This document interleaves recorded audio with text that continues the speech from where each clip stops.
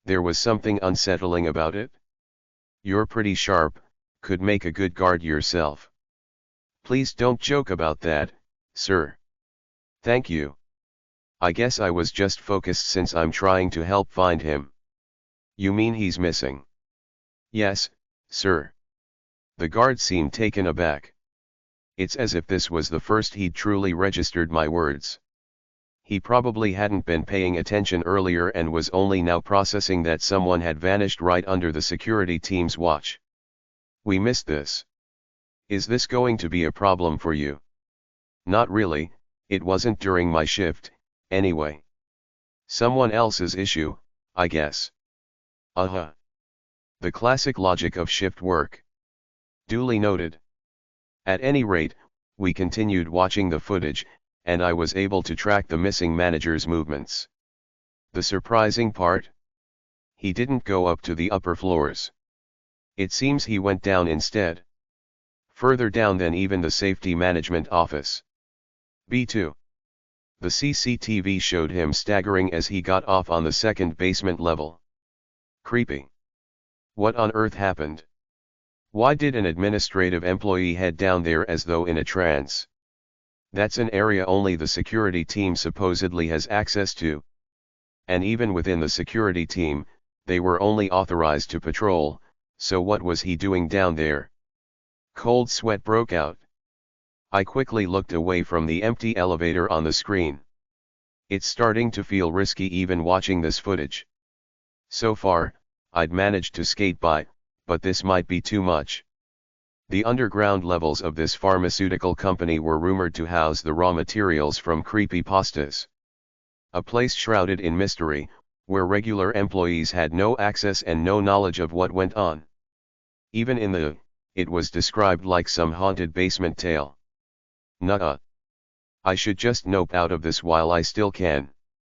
I avoided looking directly at the CCTV screen and gave a polite nod to the sergeant. Thank you for allowing me to see this. Then, sir, I'll be on my restroom. The person you're looking for. He went into an old, unused men's restroom down there. And he hasn't come out. Not in the whole week since. I did my best not to peek at the CCTV screen. It seemed the security sergeant had already schemed through the footage showing the abandoned restroom on B2 on his own. That restroom, want to check it out? I don't have clearance to enter the basement levels, sir. I'm going though. Of course. Because it's your job, sir. Wouldn't it be great if you just went and found him on your own? Come on, let's go. Let's just say you're a new hire in the security team. Sir. No, really, you don't have to. Let's go. No. How did things get to this point, I wonder? He even got me a uniform and everything. Now I was in the maintenance elevator, wearing the navy blue security team jacket used by regular guards. The absurdity of the situation was making my head spin. I let myself get talked into it. It's fine. People from the field exploration team pitch in for support work sometimes too. That's punishment duty, isn't it? Anyway, I somehow verified that entering the basement wouldn't cause any big issues, even if this got out. And I'd even contacted D-Squad to officially process this as support duty, so I shouldn't get in trouble. Guess all that polite socializing paid off. Still, this is so disorienting. All this just to get my hands on a blood bathtub. After going this far, even if I don't manage to pull the full 50 million, Braun had better recognize my efforts. Ding. The elevator door opens. Basement 2. It sounds like any other elevator ding, but for some reason, it has an ominous ring to it. And as the doors opened, what's revealed was a hallway lined with ordinary office doors. Why, were there offices down here? Shouldn't this floor have safety equipment or facilities? The hallway was dimly lit, eerily silent, with opaque glass doors all around. Offices labeled A, B, C, nameplates marking each door. The security sergeant whispered, Don't open any doors. Yes. Even if he hadn't said so, there was no way in hell I'd touch anything here. I just kept my eyes on the security sergeant's back, following him slowly. And then, Mr. Rowe dear? To think you'd wear such a worn outfit just to bring this brawn a gift. I'm deeply moved, but it pains me as well. Does my friend have to do such menial work? Touching words, really. But, hold on a second. How are you even talking to me? The good friend could only talk and move within the boundaries of a creepypasta, which meant only one thing. I was already inside a creepypasta. Ah, we're here. The security sergeant stopped in front of a door with a faint, pale light seeping out from it. I'm going to open it. Wait. But before I could say anything, he opened the restroom door. Kachuk. With a burst, the flickering light inside revealed the room beyond. This, crazy. The restroom was smeared with dark red. It looked like an artery had been sliced open, spewing deep crimson all across the mirror like blood. I froze completely, unable to even scream. Then, the smell hit me, and my mind jolted back to awareness. There's barely any metallic smell. That's not all blood. And it doesn't smell like regular ink, either. This is traditional ink from an ink stick. Tap, tap. Braun was tapping from my pocket. Warning. My senses snapped back to attention. The security sergeant, scanning the restroom, reached out his hand. Don't took. Poke. Huh. Oh no. The moment his finger touched the ink, the dark red liquid began surging like a wave within the restroom. I tried to turn and run immediately, but the thick, dark liquid shot out like countless hands, grabbing my legs and pulling me down. Fuck. I barely managed to keep from falling, landing awkwardly as the ink splashed up to my jaw. Bile rose in my throat. I turned my head, desperately trying to grasp the situation, and caught sight of the source. The scroll. A vertical scroll was stuck to the restroom mirror, its center slashed open, with blood-like ink being sucked into the hollow center. In other words, my feet were being dragged toward it as well. As if something alive was pulling me. Wait, alive. And blood-like? The blood-sucking cutlery. I pulled out a fork and jammed it into the floor. The gleaming silver fork trembled, then hungrily began absorbing the surrounding ink. Ah! It's working. But, a small dessert fork couldn't hold back this much ink. Ting! The utensil was flung away. Phew! And just like that, I was dragged into the scroll. Gasp! I lifted my head. Through the darkness and blurred vision, I saw wallpaper with an old, cracked pattern. An unfamiliar place. An abandoned house. My breath got caught in my throat, waiting for my eyes to adjust to the gloom. And I realized something. What I was looking at wasn't wallpaper. Talismans. The walls, all made of rotting wood, were covered in crumbling, worn-out talismans. The air was heavy, pressing down on my shoulders, with an eerie tension filling the dark, cold room. Something's wrong. I felt like a rat that had crawled into the wrong place, in the wrong way. I clenched my trembling hand. But there was nothing there. It's gone. The blood-sucking cutlery had vanished. Cold sweat broke out as I took slow, deep breaths to avoid hyperventilating. Excuse me. I nearly passed out. There, over there. Are you, the police? I lifted my head. I wasn't alone in this dark, abandoned house. Small figures huddled in a corner were staring at me. They were children. Middle school uniforms. The trembling students called out, "Please save us. We touched this weird drawing, and now we can't get out. T/N. With the recent change to Braun's name spelling, I was also thinking of making a minor change on Solium's name. I thought about this early on, like literally chapter 1, but I doubled down on it and now it's just bothering me. So basically, the Korean consonant is both R and L kind of in the middle, but our MC's name pronunciation is closer to R than it is to L. Chapter 33. Chapter 33 to 33. T/N. Thank you for all the feedback, everyone. I've decided to continue using Solium for our MC's name. As people have said, we've established familiarity with the spelling and pronunciation in English, and at the end of the day, translation isn't just transliteration but also localization. Most of all, while his name's technically closer to Solium due to consonant assimilation, I like how the Sol from the original Korean spelling, Sol, eum, is retained. I've already been calling our bright ray of sunshine Sola in my head all this time LMAO, well, still SORA, but you get the gist. Thanks again, and if you have more suggestions/clarifications about the story and my translation, feel free to just send them down in the comments. I'm always open to and grateful for constructive criticism. Let's break it down. I was trying to find a missing person, encountered some bizarre, terrifying phenomena, and got sucked in somewhere.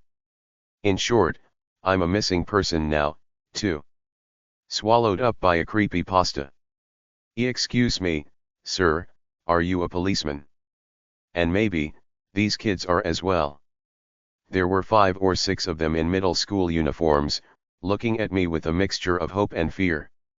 Seeing their faces somehow cleared away my initial shock, grounding me back in reality. First things first. I need to figure out the situation. I'm not a policeman. I showed them the logo sewn on the front of my security uniform. I'm with a private security company. AHH. It seemed they'd mistaken the security uniform for a police uniform. Their faces were starting to fill with resignation and fear, so I quickly added, I can still file a report and initiate security procedures. So, please calm down and explain what's going on, alright. Yes. The first student who spoke, a girl with short hair, swallowed nervously before beginning, her voice trembling. It's, we were on a school trip. Their first-year students from a middle school in Seoul had come on a field trip to Gyeongju. The teachers had split the kids into groups to keep things manageable, and this group, Group 3, seemed to be especially cheerful and curious. Behind our lodging, there was this mountain, and we saw something like a gazebo up there, so, we decided to do a test of courage and check it out. They had decided to sneak out at night and go up to that gazebo by themselves. Normally, they'd have been caught by a teacher, scolded, and sent back, or they'd have just looked around, laughed, and returned safely. But there was this painting hanging in that gazebo. But this is the world of creepypastas. It was a painting of something that looked like a weird house. The student gulped again. And someone was watching us from that house. So, we dared each other to get closer, and... You touched it? The girl nodded, then started to sob. Suddenly, a voice from the painting said, good job, laughing, and then, something strange came out of it, and when we came to, we're already in this creepy abandoned house. We can hear strange noises outside the window, and even when it's daytime, the fog is so thick we can't see, can't get out. Even a boy in the back with a mischievous face was sniffling. They all seemed to be on the verge of panic. Ugh. I kept my voice calm on purpose as I asked, was that painting by any chance a scroll? Hick, sniffle, a scroll. You know, something that rolls up a vertical scroll. I don't think so. It was more like, a traditional painting? Oh, one that's painted with that old brush thingy. An inkwash painting. Yes. The student nodded vigorously. So, Could that be the common factor that draws people into this creepypasta? Scrolls are typically antique items. The scroll that section chiefly had was probably also a traditional ink painting. And that creepy, dark red liquid, yug, that was swirling around in the restroom, it was probably ink too. In summary, it's a creepypasta where a bizarre ink painting captures anyone who touches it, pulling them into a terrifying place. Seems like there could be 5 or 6 of them. I'm finally narrowing it down. But the problem is, none of the darkness I could think of in this category are easy to deal with. This is a classic, traditional creepypasta. The kind of story rooted in superstitious fear that tightens around your throat. A frightening tale with a hint of a shamanistic undertone, something that chills you to the bone. This is really bad. I'm already weak against ghosts as it is.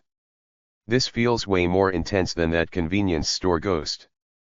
In desperation, I started counting heads. Usually, having more people around makes things less scary. Is there anyone else here? Come to think of it, where did the security sergeant go? He should have been caught up in this mess with me, but there's no sign of him anywhere. Having him here would be reassuring, and I can't exactly rely on these kids, either. This is a nightmare. I kept my tone steady and asked, that must have been really frightening. How long have you been here? A day? I'm not sure. You're not hungry? We brought snacks, kinda, so we ate those. I see.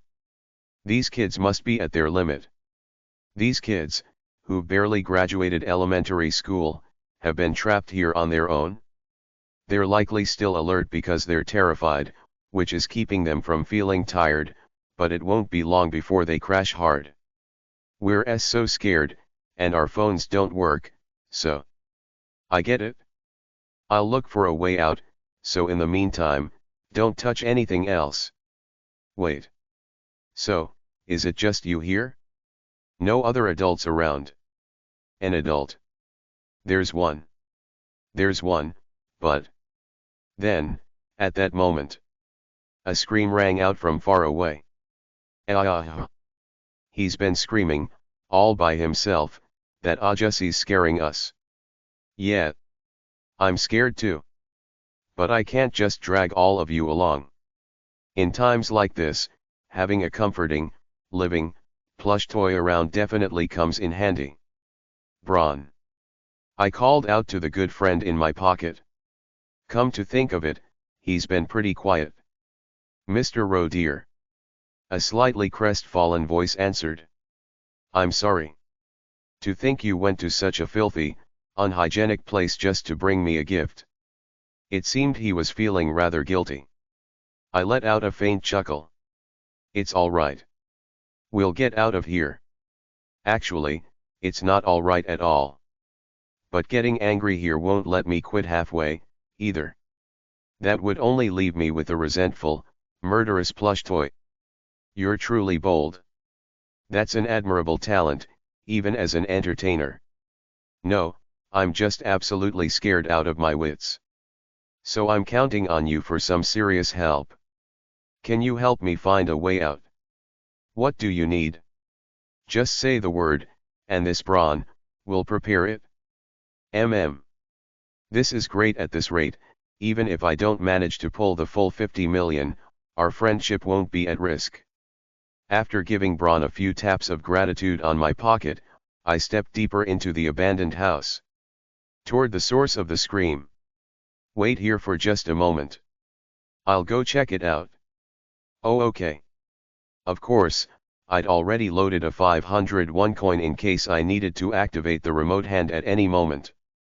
And I had a flashlight ready too. Good thing it's attached to the uniform. Relying on the thin beam of light, I moved forward. Ah! No, stop. Save me, save me. As I got closer, I could make out the words and phrases. The desperate screams echoed clearly from beyond the dark walls of the abandoned house. Stay calm. I was so terrified that my spine tingled, but I forced myself to press on. As I rounded the corner. This crazy fucking world. Crazy fucking company. I recognized the face. The manual evaluator. In front of a wooden board plastered with talismans, a middle-aged office worker was struggling. When he saw me, his eyes went wide. It was the missing section chief, Lee Byongjin's security team. Ah, right. I'm wearing a security team uniform. Thank the heavens. Are you from the security team, sir? The man's face lit up, and he began trembling as he approached me. You came to find me? No, I got dragged here, too. But why is he being so deferential? Oh, right. He's mistaken me for a security team member. Since I ended up here, this was the first time I'd seen a company employee act this submissively. I glanced down at the borrowed security uniform I was wearing. The administrative staff tend to look down on people from the field exploration team. More specifically, the ones at the bottom of the barrel. They didn't bother with us, treating us like we were disposable and likely to die on the job. I remembered the administrative staff who changed their attitude once they found out I nearly made it into the elite team. And now, standing before me, sweating and nervously trying to smile, was Section Chief Lee Byongjin. Might as well take advantage of this. I clasped my hands behind my back and spoke like a security team member would. A missing person report was lodged from within the company, so a search is being conducted. Really? Ha ha. Ha, ha ha ha. I knew it. The company didn't abandon me. Actually, yes they did. So, why Yuri going to break down this darkness? Right? You're with the security team after all, so. I deliberately responded with a detached tone. The security team isn't in the business of break down darkness. The team's role is to contain disturbances. Right. Of course, haha. I've just, and never had much experience with field exploration like this, you see, Okay, the tone was set. Explain the situation. Pardon. Describe what happened since your disappearance in chronological order. I needed to compare this with what the kids had told me and figure out exactly what kind of creepypasta we were dealing with. Yes. Yes, sir. The man scrambled to his feet and quickly started babbling. Well, I came across this very rare-looking scroll at a souvenir shop near Mount Yuri. It was almost exactly what I'd heard in the office. He'd bought the suspicious scroll after the shop owner hinted that it grants wishes, and afterward, his luck with money noticeably improved. I was told to keep it close to water and not to touch the scroll, and believe it or not, I struck big at the lottery. Second place. But then, I began to hear strange whispers. Lee Byongjin's eyes twitched as he dug his fingers into his palms, spitting out his words. I had whispered that since my wish had been granted, it was, only proper to repay the debt, that it was the way of a true scholar. Those whispers, every night, the sound of water, and then, cries, animal cries creeping closer and closer. Eek. It became, completely unbearable. So. I recalled the scroll I'd seen in the restroom, shredded and stained with what looked like blood. You tried to tear it up? Yes. So, during the middle of the day, he'd gone to a place other than his own home, where there would be no witnesses but where he could escape immediately after ripping it up. A place like an unused restroom in the company. He'd found a spot like that and tore up the scroll. That was the plan, but... And then you got dragged here. Huff. Yes. Lee Byongjin panted heavily. I rubbed the back of my neck. What am I supposed to say to that? He'd done all the typical things people do to get themselves killed in a horror story. And going so far as to pick a restroom in the basement of Daydream Incorporated's building just to avoid witnesses?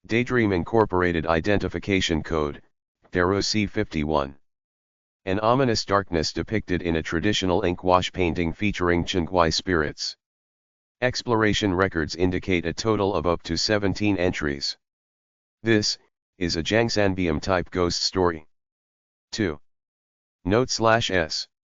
1. Adding a, or ya, to the end of a person's name indicates closeness between friends or family, or when one is talking to someone younger. In Japanese, the closest equivalents are Chan and Kun. 2. Sangan, translated literally as Lord of the Mountain, is a mountain spirit or deity often depicted as a tiger. Jangsanbium, from folk tradition, is the tiger of Mt. Jang, in Busan, that has the ability to conjure hallucinations, imitate people's voices and possess their bodies. It is often depicted as a white-haired ghost or a tiger/cryptid with crimson skin and long, silvery fur. Read more about it here. https://cryptidz.fandom.com/wiki/jangsan_beom or here https://n.namu.wiki/w/#rfn3/ Chingwai, from folk tradition, are spirits who have either drowned to death or have fallen prey to a tiger, becoming resentful ghosts who further create more victims.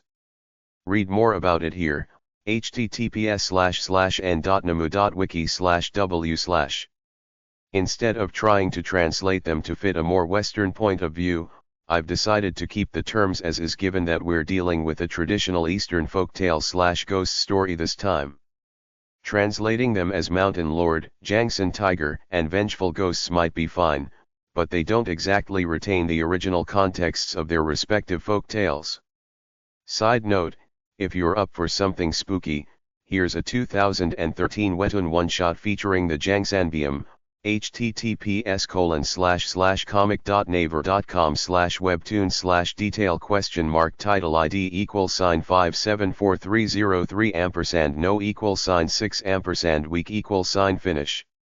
I'm not sure if there's an English translation out there, but do let me know if there is. Chapter 34. Chapter 34 to 34. Sanganim. One of the most eerie and unsettling stories from. It appears similar to the Korean internet urban legend about the Jangsanbium, but this tale carries an even stronger shamanistic and eerie undertone. A ghost, presumably having perished from the tiger known as Sangunam, resides in a haunted painting that constantly changes its appearance, pursuing victims and attempting to lure them away. As one of the stories of that went viral in the first half of 20XX, there were countless reports of readers feeling sick or unnerved just from reading it. It was exactly as described. Even as someone who's generally fine reading about horror tales, this story left an oddly disturbing, lingering feeling in me as well, making me pause multiple times while reading. The familiarity of this tale, similar to a known urban legend, added to its unnerving closeness. I'm sure everyone has heard of it at least once. A person devoured by a tiger becomes a ghost and returns to visit their loved ones. Also known as the Chingwai. This ghost must find another victim to pass on its role before its soul can move on to the afterlife. A chilling tale, indeed. It's disturbing to even think about it. However, if one thinks logically, there is a way to survive. At C class, it's still a grade with standard escape records. While it's certainly challenging, it's not impossible to escape this darkness. The issue is, the method is bizarre and forces the victim to make unfair choices, causing mental suffering and overwhelming pressure, as though their breath were being squeezed out. It's the kind of tale that horror lovers immerse themselves in, enjoying the shivers it evokes. Exploration record #03. A man in his 50s downloaded a landscape painting from the internet, said to bring good fortune in one's career. He described it as an ink wash painting from the late Joseon dynasty, depicting mountains and fog with an eerie vividness, even in low resolution. After downloading it, he began having occasional dreams of wandering near the mountain in the painting, and each time, he felt oddly at peace, his focus sharpening. However, after a sudden promotion at work, the dreams changed. He began to hear a voice calling to him from within the fog enveloping the mountain. The voice whispered, "It is only right to repay the help you've received, as any true scholar should." Along with this, he heard sorrowful cries, the trudging of footsteps along the mountain path, and the distant calls of animals. Feeling strangely unnerved, he turned and tried to run. Then came the chilling words, "You've been found, you've been found," repeated over and over, followed by a mocking laugh as it chased him. Each night, he was plagued with dreams of desperately trying to run away. And each night, the voice calling his name drew closer as he tried to distance himself from the mountain in the painting. One night, he realized, in horror, that he hadn't been running through the mountains anymore. He was now at the front door of his own house. Terrified, he woke up and immediately left home, moving to a hotel. He said it was to avoid the voice pursuing him and to keep his family from being drawn into it. That night, however, the voice did not follow him in his dream. Instead, he saw someone, a figure with a pale, ashen face, slipping in like a snake through his open front door, snickering as it entered. That's when he understood. The voices hadn't been following him at all. They had been finding their way into his home. Result, the man's entire family, except him, went missing. 6 months later, the bodies of 3 unidentified bodies were found in a nearby dam. Afterward, he was hospitalized for PTSD and eventually took his own life. And so it goes. The worst part of this story is how it forces you to imagine the mental anguish of those caught in it. There's also something more unsettling. It's already too late. Already lured in and dragged here by the Chingwai. Several times that its calls were responded to. Talismans, nearly depleted. This was the kind of description you'd find in the final, desperate moments at the end of a lengthy exploration record where everyone was already on the verge of death.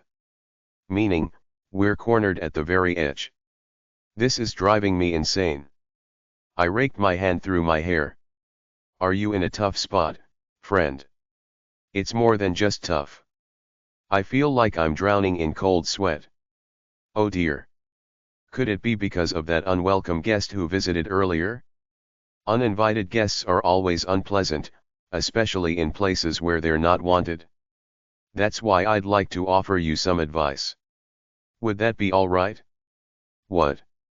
I looked down at my pocket. Allow me to dim the light for you, Mr. Roe dear.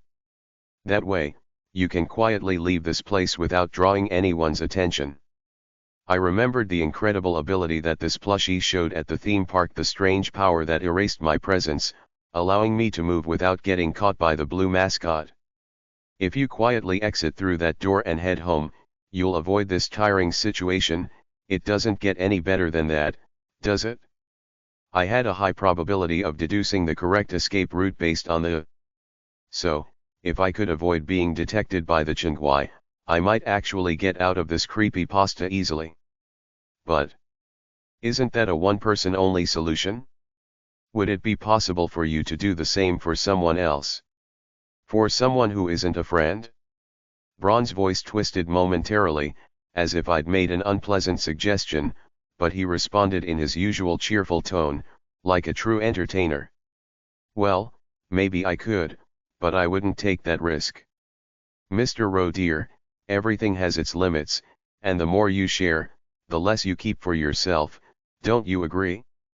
It seemed that if Braun were to extend his power to someone else, its duration or strength would diminish. So, to stay safe, it's really just a one-person solution. Still, leaving the kids behind gnawed at my conscience as a modern person who'd received public education. Plus, Braun, if we can't bring Section Chief Lee Byongjin out with us, our budget will face serious issues. We won't be able to buy the blood bathtub. Capitalism was holding me back. That can't be.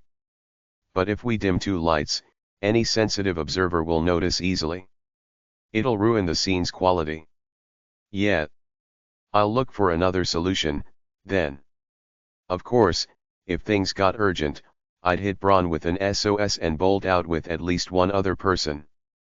I'll do what I can. Regrettable. But, understood.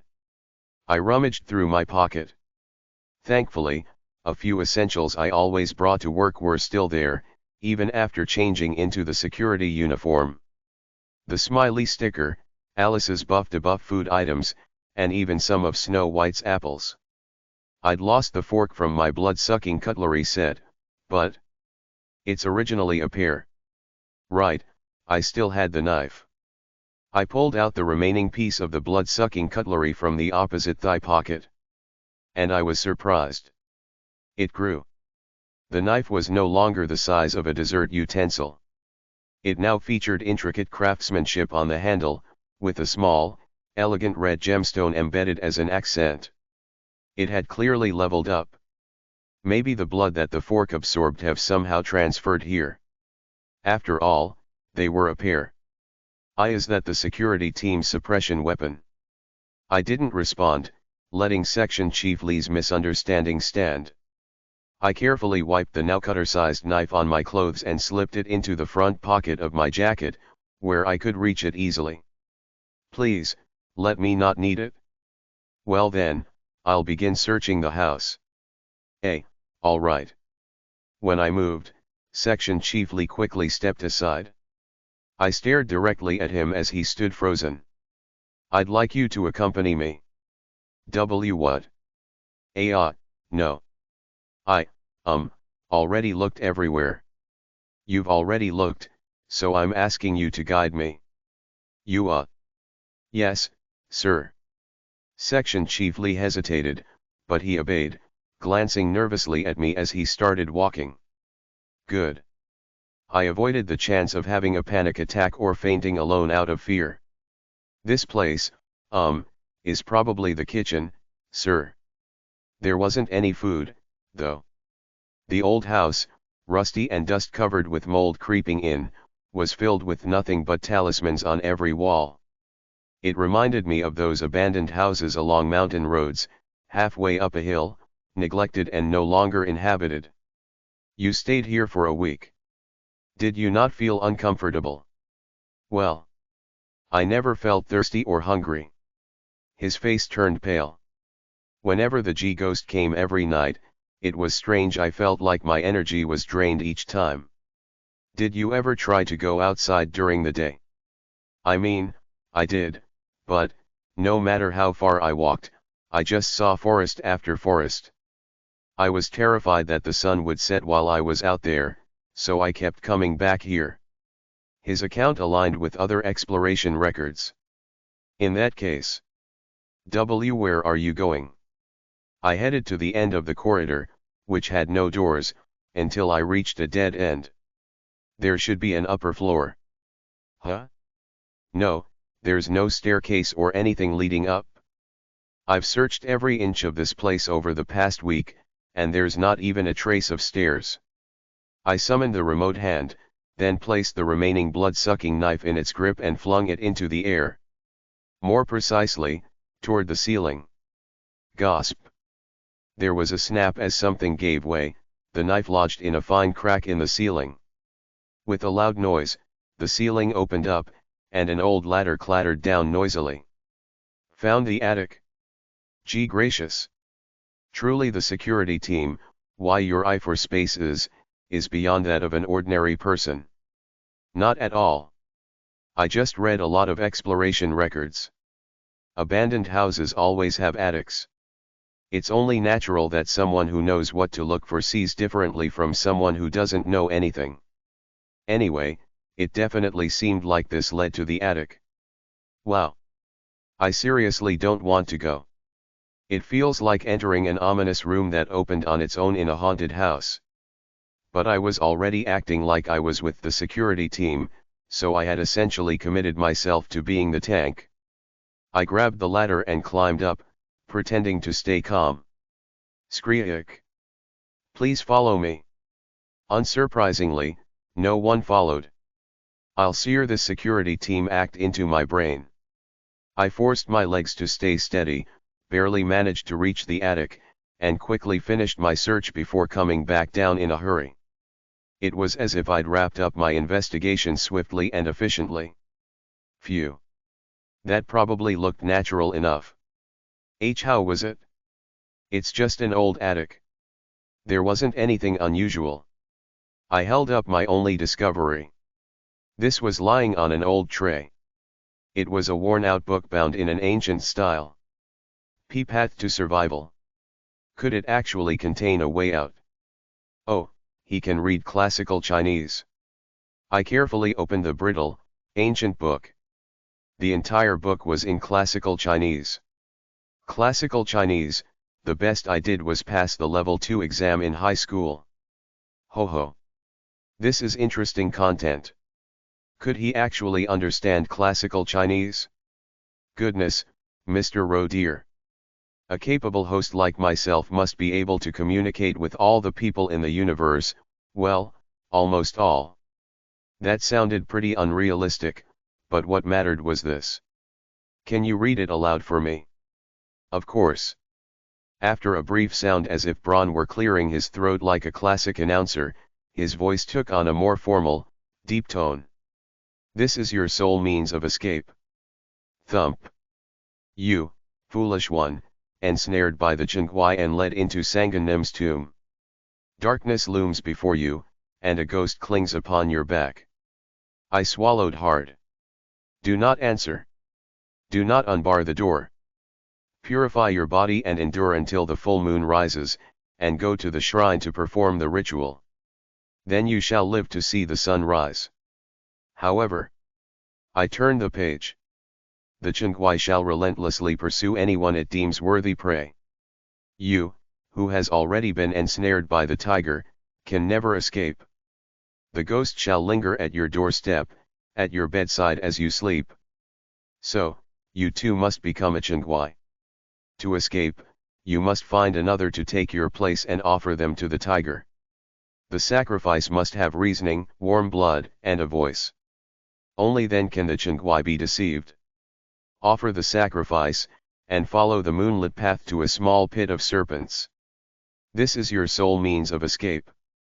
There is no other way. That's the end. Fascinating, isn't it?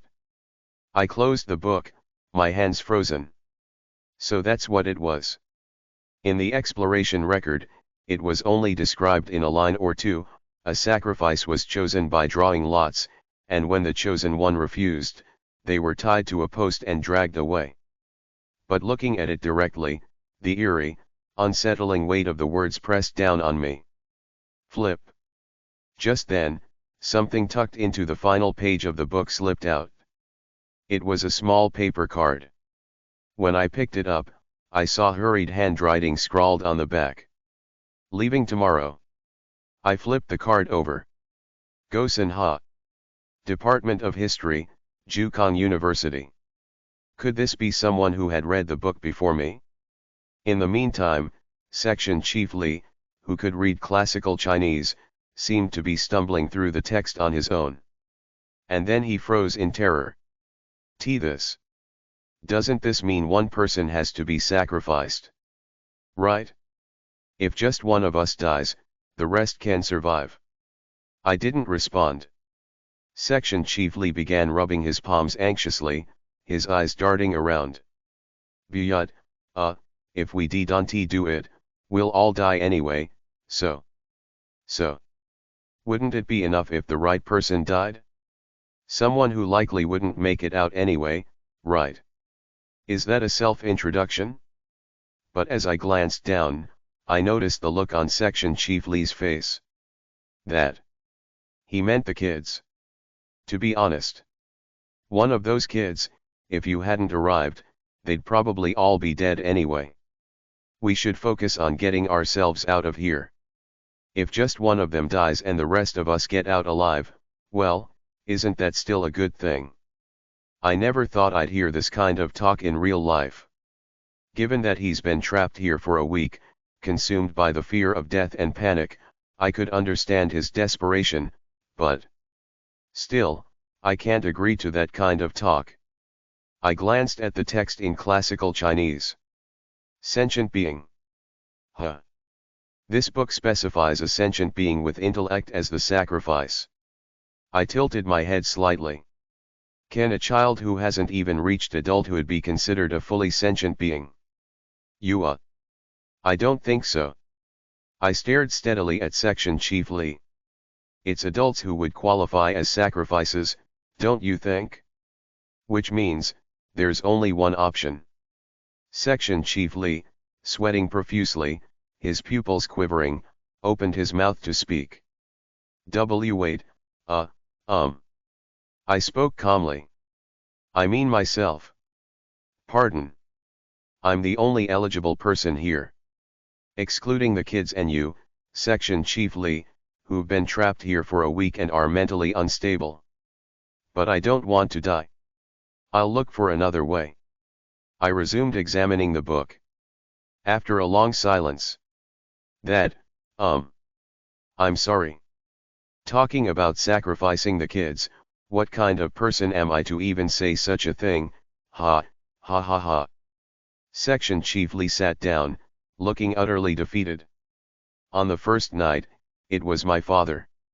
He had passed away in his hospital bed from cancer, but I hadn't been able to be there when he died because of work. Then my father, crying, called out, "Bai Yongjana, let me see your face," asking me to open the door. I held my head and resisted, and then the ghost started hurling all sorts of insults and jeers at me, all in my father's voice. Section Chief Lee buried his face in his hands. Every single night, it's someone else, a dead family member, friend, neighbor coming to visit, calling out in their voices. His beloved uncle, his aunt, his cousin who died in an accident, his college friends, and even the neighbor's child who was kidnapped and went missing. All of them, everyone I've known, anyone who's died, it's as if they're all pulled out from the depths. I can barely hold on to my sanity.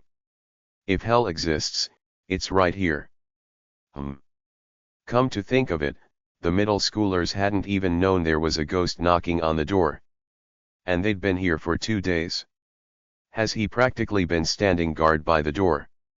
Whether it was intentional, accidental, or due to some ghostly influence, his actions had, in a way, shielded the kid's mental state.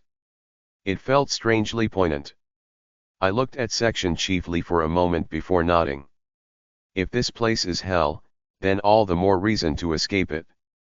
I'll study this book more closely and... Knock, knock, knock. Both Section Chief Lee and I turned to face the door simultaneously. Was that just? Knock, knock, knock. Excuse me. The voice had returned. Chapter 35. Chapter 35 to 35. A haunted house, trapped by the Chinggui's lure. Is anyone there? A voice called out again from outside the front door of the abandoned house. This time, it was a low male voice. No, no. Who is it this time? The section chief clamped his hands over his mouth, stifling a scream. Please open the door. A dead person? Who is it? Who's out there? Let's run. Let's get out of here. It's so cold out here. This time, I absolutely won't unswaya. I moved toward the door and pulled the handle. When the door opened, what appeared was... Whoa, I thought I was gonna die. Thanks. A human, in decent shape, with a slender build, light-colored hair, and wearing a faded navy blue uniform. Section Chief Lee Bai Yongjin, please greet him. I gave a respectful nod. This is the Sergeant of Security Unit 3. Yes, it was him. The Sergeant of Security Teams Unit 3, who had been pulled into this ghost story alongside me. His face looks about ready to burst. Section Chief Lee alternated between pointing at me and the security sergeant, his face beet red, before he snapped his finger and let out a bizarre groan. How? Why? Well, isn't it obvious? You're the one who explained it yourself. Every single night, it's someone else, a dead family member, friend, neighbor coming to visit, calling out in their voices. And they only come once a night. Incidentally, similar statements had been blatantly recorded in the When someone's dragged into an abandoned house by the Chingwai, every night it appeared at the door, pleading in the voices of dead loved ones, subjecting its prey to mental torment and confusion. When they say every night, they mean it's a daily cycle. But I couldn't exactly tell Section Chief Lee, there's a magical record supporting my theory, now could I? Intuition. The section chief looked strangely blank. In any case, since I was right, let's leave it at that. After verifying that the security sergeant had entered the abandoned house, I promptly closed the door and secured the handle. Just looking outside was enough to send chills down my spine. Thank you. No problem, sir. It was shocking enough that this guy had made it all the way to the door without being dragged away by the Chingwai, but... well, he's part of the security team, after all. The real surprise was that he hadn't come alone. He was supporting someone. Who's that? The sergeant answered with a bright smile. Look, I found the missing person.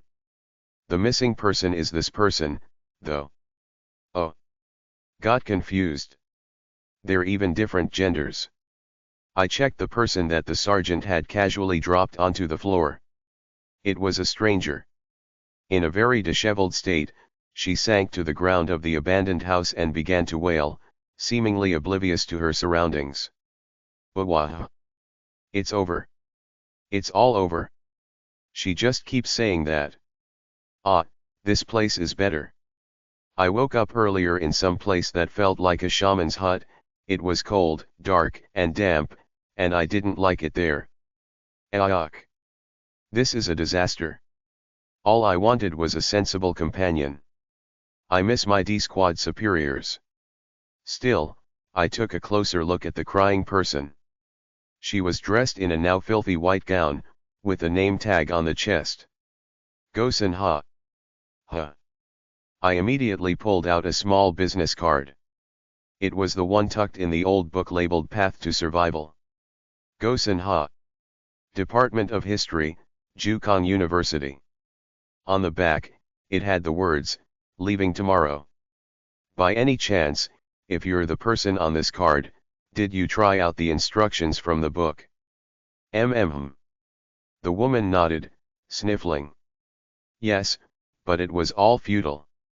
Huh? Wait. What do you mean futile? Does that even make sense? Exactly what I said. With a dark expression, she pulled something out of her coat. That. If you go about 100 steps from here, as written in that book, there's a shrine.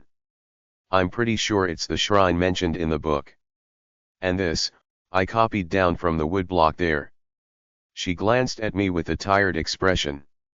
Looks like you read the book thoroughly, too. Do you study Korean history? This was written in a style from hundreds of years ago. No. I just happen to have a monster friend. Anyway.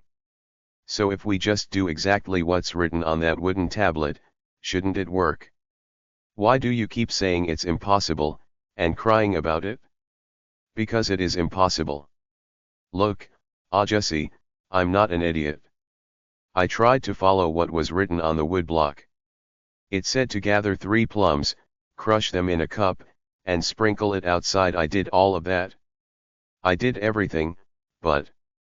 Gosen Ha took a breath, staring into the air, then held up the backside of the paper she had pulled out, as if to show it to us.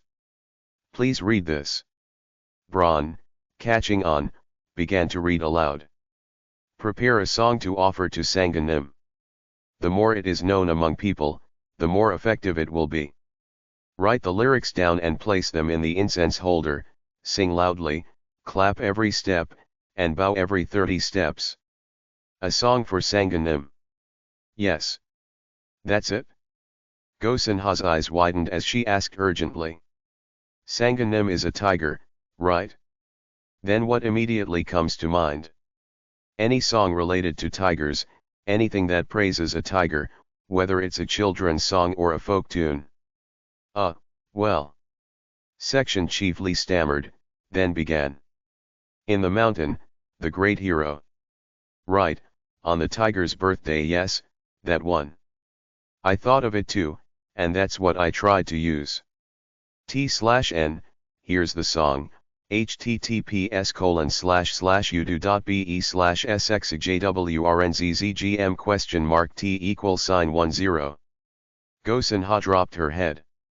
But it says, once a song has been used, it can't be used again. The incense holder was already stuffed with used lyrics. Of course Mountain Hero was already there. Good grief.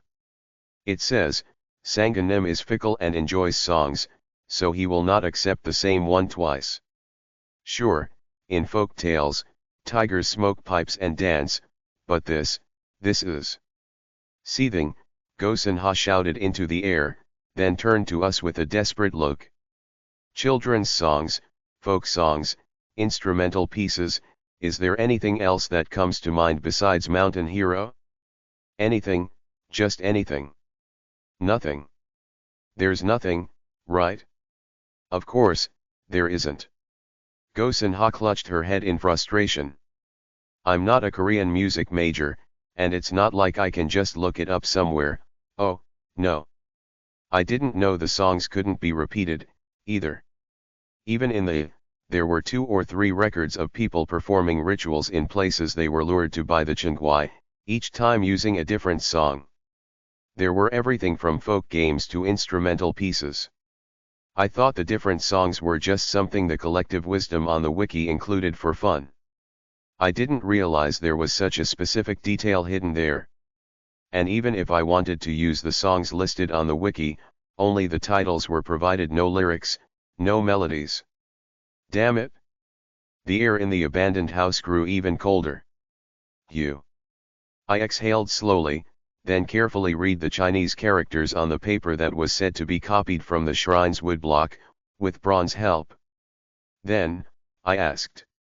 Go-Sun-ha SSI. Yes. I have a few questions for you, if that's all right. What is it? How many days have you been here? 10 days.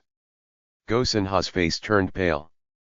But after a few days, I started hearing the sound of some crazy man wandering around, so I hid in the attic. Said crazy man looked at Go-Sun-ha with a slightly offended expression. And a few days later, I started hearing children's voices too. I didn't know what else to do, so when the full moon came tonight, I slipped outside while this guy was dozing off. And then you went to the shrine to try and perform the ritual. Yes. I nodded, then moved on to the next question. But something doesn't add up. Excuse me. The ritual explicitly states that a sacrifice is required. Why did you go alone? I'm not going to pretend I was sacrificing myself to save the kids or anything. Go-Sun-ha clenched her fist so tightly that her knuckles turned white. I just went to check how it was done, to make a decision. But yes, while I was doing it, I realized what was going on.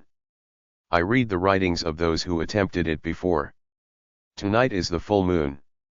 Once tonight ends, that's it. I can't hold out for another 15 days until the next full moon. I know. I know the ghost will open the door. Yes. So, the ritual needs to be performed before sunrise. Thinking of the single talisman left on the door handle, I nodded to myself. But I'm telling you, it's impossible. No. I shook my head and stood up. I think it might be possible. Huh. The ritual, I mean. An alternative came to mind, a feasible one. I'll start preparing. Wait, hold on. No, I mean, even if it's doable, we'd have to gather all the necessary materials from outside again, and I've already used everything I found. I looked again at the paper with the copied ritual instructions. Ingredients: 3 plums, salt, ashes from a burned peach branch, 1 bucket of well water. So all of it needs to be gathered from outside. In the middle of the night, with the Chengguai lurking around. And a safe way to get around on my own. Of course, there is a way. One that only I can use. Would you like me to turn off the light for you, Mr. Roe dear? Wow. Do I really have to go out there alone? I glanced back at the others instinctively. My terrified heart was screaming to go as a group, all together, while my brain held me back, firmly warning me not to do anything stupid. Ugh, this is driving me nuts. But in the end, reason won out. Please wait here. Honestly, I'd prefer if someone came with me. If anyone's willing to volunteer, someone is, right? Surprisingly, Go-Sun-ha raised one hand. I've done it before, so I could at least guide you to where everything is located. Oh ho. Di-Don-T interfere, sit down, student. But Section Chief Lee, alarmed, jumped up and quickly pulled her back. This isn't someone you should be thinking of as just another person like us. He's not your average guy. Well, that's a bit much. Just mark down the locations and give them to him. Quickly. Oh. Go-Sun-ha looked a bit reluctant but, after glancing at me, nodded with a resigned expression. She then marked on the blank spaces of the ritual paper where she'd found the materials and handed it to me. Oh. And, be careful around water. The Chengguai are ghosts cursed by tigers and bound to serve them, but, historically, the term also referred to water ghosts. Go-Sun-ha swallowed nervously, her face pale. If you hear water rivers, streams, any water sounds, just avoid it. Don't even look, just keep walking. Alright. I'm seriously so fucking scared, what the fuck. Anyway, with everything in place, I stepped toward the door. The security sergeant spoke up. Oh, you're going out alone? Yes. I'd rather not, but here we are.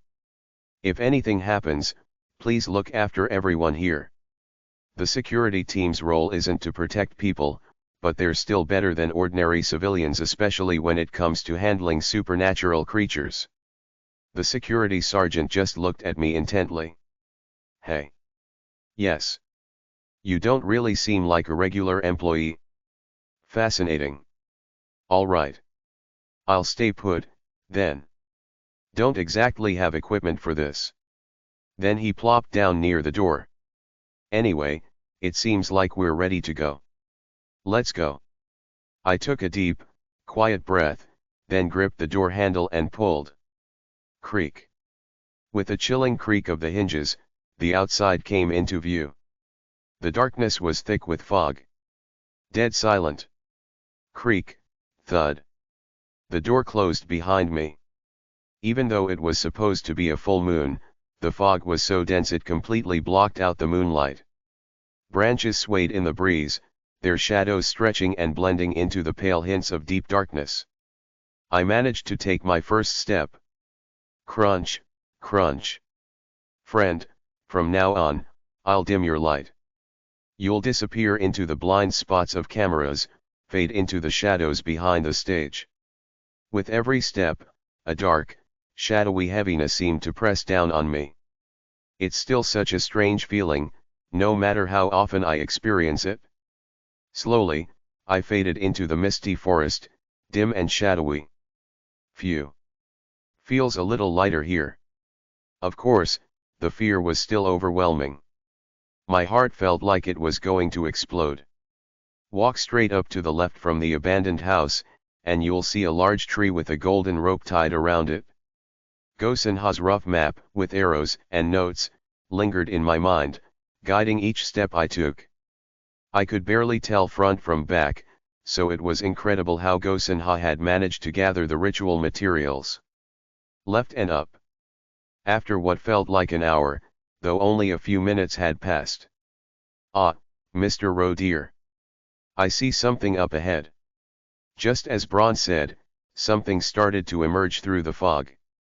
It was a giant tree, shrouded in mist. A faint, sweet scent drifted from it whenever its branches swayed. Peach. There aren't any fruits, So where's the scent coming from? It was sweet, yet somehow unsettling. A golden rope hung from the tree, stretched between two thick branches. Beyond it, I could see a small field. Oh, is that farmland? A small garden in the mountains, aesthetic, but not quite my taste. Braun's tone was cheerful, but my mind was far from light-hearted. The book I'd read earlier had called this place Sanganim's burial ground, hadn't it? And it's also where the materials for the ritual are located? This must be a supernatural area. I moved carefully, inching forward while gathering the materials around the area. Got the plums. Face the left with the big tree on your right, and you'll see smaller trees, plum trees. I picked up fallen fruit beneath the plum trees and some dried branches near the enormous peach tree. Of course, I didn't dare pick fruit directly or break off any branches. Not gonna risk that. Standing alone in a forest at midnight is frightening enough, but imagine being trapped here, cursed by spirits. And to top it off, I had a mission to complete. You'd naturally become as cautious as possible. All right. Finally, I collected salt from a worn stone pagoda, where it seemed to have been scattered as a warding charm. Honestly, I nearly screamed earlier while drawing water from the well when I heard the bucket knocking against something inside. But I managed to get everything. The surroundings were still quiet. I let out the tiniest sigh of relief. Now, if I return to the peach tree and retrace my steps, I should get back to the abandoned house. As I started retracing my path, something I hadn't noticed before caught my eye. At the end of the golden rope on the peach tree, a piece of clean silk was tied. Huh. There was writing on it. You who lack the right, turn back. Wow. Yeah, definitely not touching that. Maintaining a safe 1 meter distance, I nodded cautiously. You look tense, Mr. Roe dear. Ah. It seems like you need a right to cross this line. Given that I'm here because of a ghostly curse, there's no way I'd have. But you do have the right? What? Take a look at your wrist. I raised my hand to check the inside of my wrist. Where the theme park wristband had been. Socius. The tattoo that had been left there from the burnt-out membership band now shimmered faintly. Socius, wasn't that the word? The Latin term for companion, member, kinsman. Oh, it seems the mark has broader applications than expected. Whether the mascot's connections are wide or it has a part-time job elsewhere, who can say?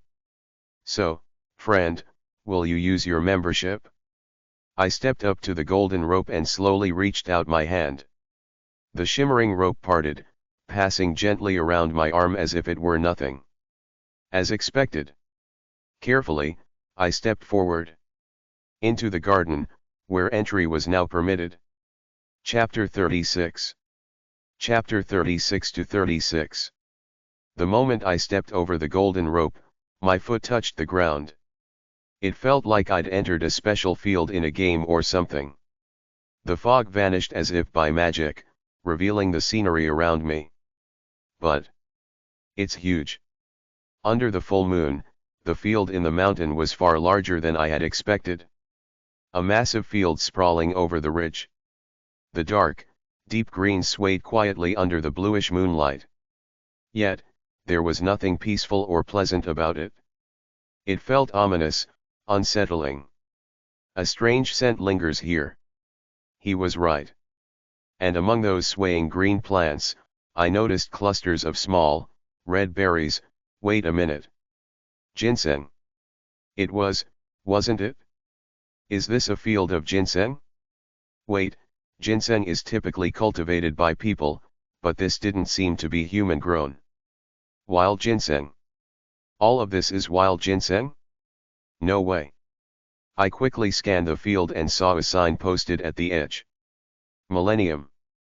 I immediately turned around, intending to cross back over the golden rope. Mr. Roe dear? I'm outta here. 1,000-year-old wild ginseng? It's like opening a friend's pencil case to borrow a pen and finding it filled with gold bars instead.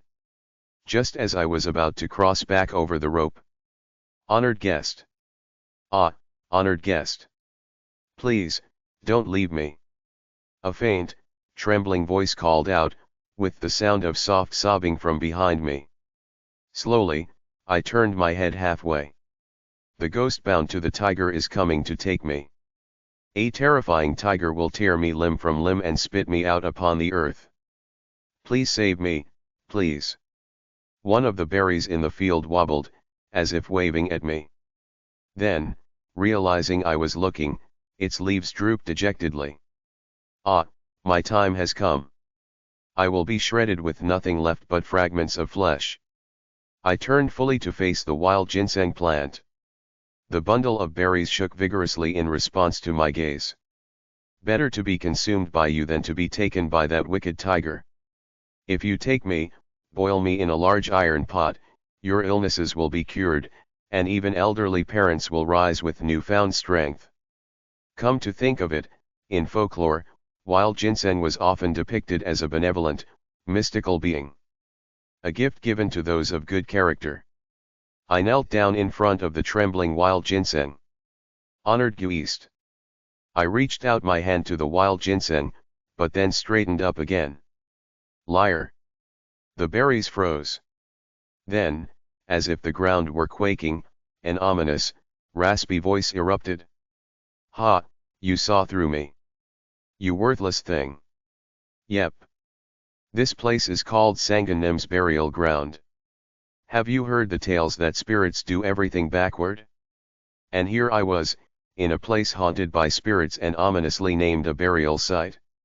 There's no way that wild ginseng growing in a place like this would be normal. I wouldn't be surprised if its properties were entirely reversed.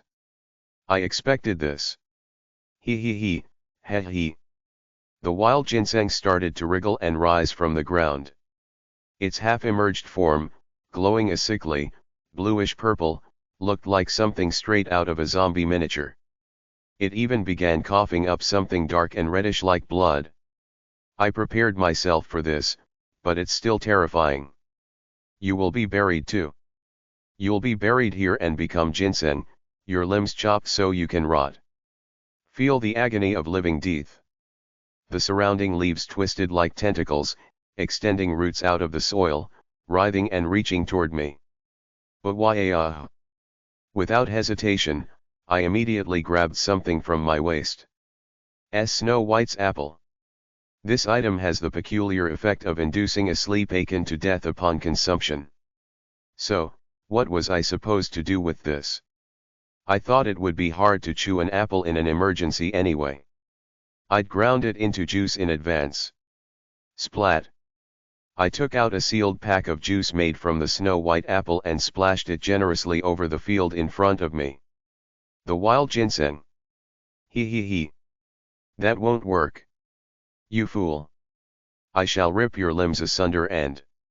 Thud. Fell into a deep sleep. Snow White's apple, its effect was as reliable as ever. Carefully, I stepped closer. The half-buried, grotesque ginseng lay motionless on the ground, completely knocked out. It was a strange sight, like a cockroach lying flat after being hit by bug spray or a cat or dog dozing peacefully, belly up. Oh.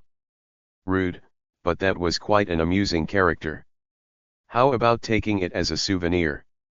Normally, I would have thought he was crazy. But I cautiously examined the ginseng. It had talked, shown emotions, tried to deceive me, and calculated its actions. Something like sap even seemed to be flowing through it. So, if that's the case, isn't it a sentient being? I'd found it a substitute sacrifice. So, you gathered all the materials, prepared the ritual, and for the sacrifice, you're planning to use this strange wild ginseng, is that correct? Yes. The people in the abandoned house looked utterly dumbfounded after hearing the abridged version of what Kim Solium, currently posing as security, encountered outside. Maybe I summarized it too much. But there was no helping it. I couldn't explain exactly how I'd managed everything, so it ended up as, anyway, I got everything. I still feel a bit uneasy about bringing back the wild ginseng, but it's easier on my conscience than randomly picking a person to die. I had no idea whose land this belonged to, but if it was a real issue, Braun would have raised an alarm. Trying to keep a natural expression, I looked around at the others. They were still gawking at me, switching their gaze between the materials and the wild ginseng. But they seemed to buy it. Wow, as expected from the security team, handling even things like this. Not quite. Feeling a bit guilty, I glanced over at the actual member of the security team. The security sergeant lay among the middle schoolers, looking thoroughly bored. Somehow, the kids had started chatting with him as if they'd already introduced themselves.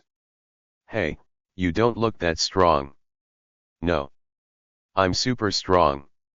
The kids were laughing, seeming a bit more at ease with more people around. Section Chief Li Bai Yongjin, checking the materials, glanced anxiously between Go-sun-ha and me, then gulped and said, "So, we're all going to the shrine now? To perform the ritual?" "Yes. The shrine is nearby, so as long as we move carefully, it should be fine. Nothing happened when I was there last time." Go-sun-ha, with a tense expression, looked back at me. "By any chance, when you went out, did you visit the shrine too?" "Yes.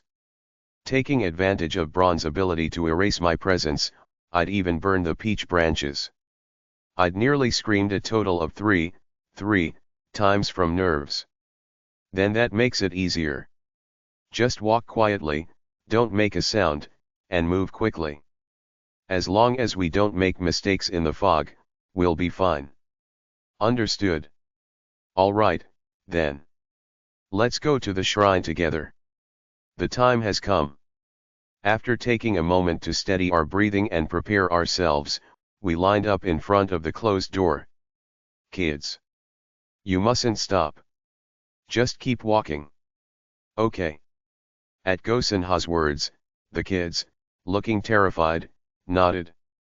Then, reassured by the adults, they pressed their lips together tightly and fell into line. But why am I the one standing at the very front? "Everyone, why are you naturally moving to the back? Did I simplify the story of gathering materials too much? It seems they think I'm some kind of fearless, resourceful genius. Ah, please. No one would believe me if I said I'm terrified right now, would they? Well, I guess it's still better than being at the very back." With resignation, I opened the door once more. Creak. Once again, the mountainside, shrouded in darkness and fog, appeared before us. Inhale. Shh. The kids, looking terrified, clamped their mouths shut. We began moving slowly, as quietly as possible. Crunch, crunch. With each little sound, our footsteps quickened. I could feel the oppressive tension surrounding the group, as if at any moment, the Chengguai might call out to us from behind and begin to chase us. "Friend. There's no need to rush too much. Remember, in case of emergency, this Braun is always by your side." And thankfully, that emergency never came. Through the darkness and fog, the old, tiled roof became visible.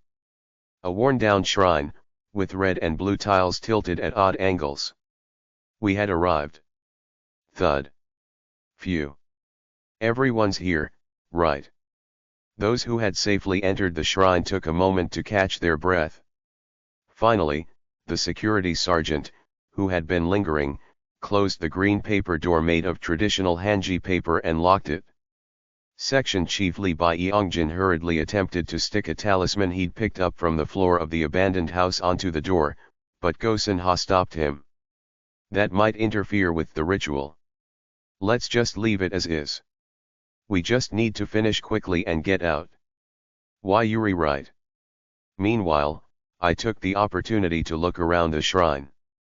As my eyes adjusted to the darkness, the shadowy outlines became clearer.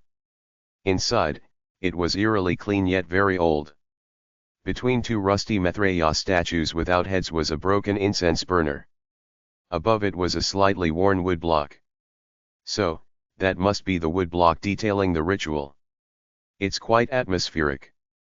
Following Braun's whispered narration, I read aloud what was inscribed on the wood block. The human with the sturdiest mind and spirit should step forward to conduct the ritual.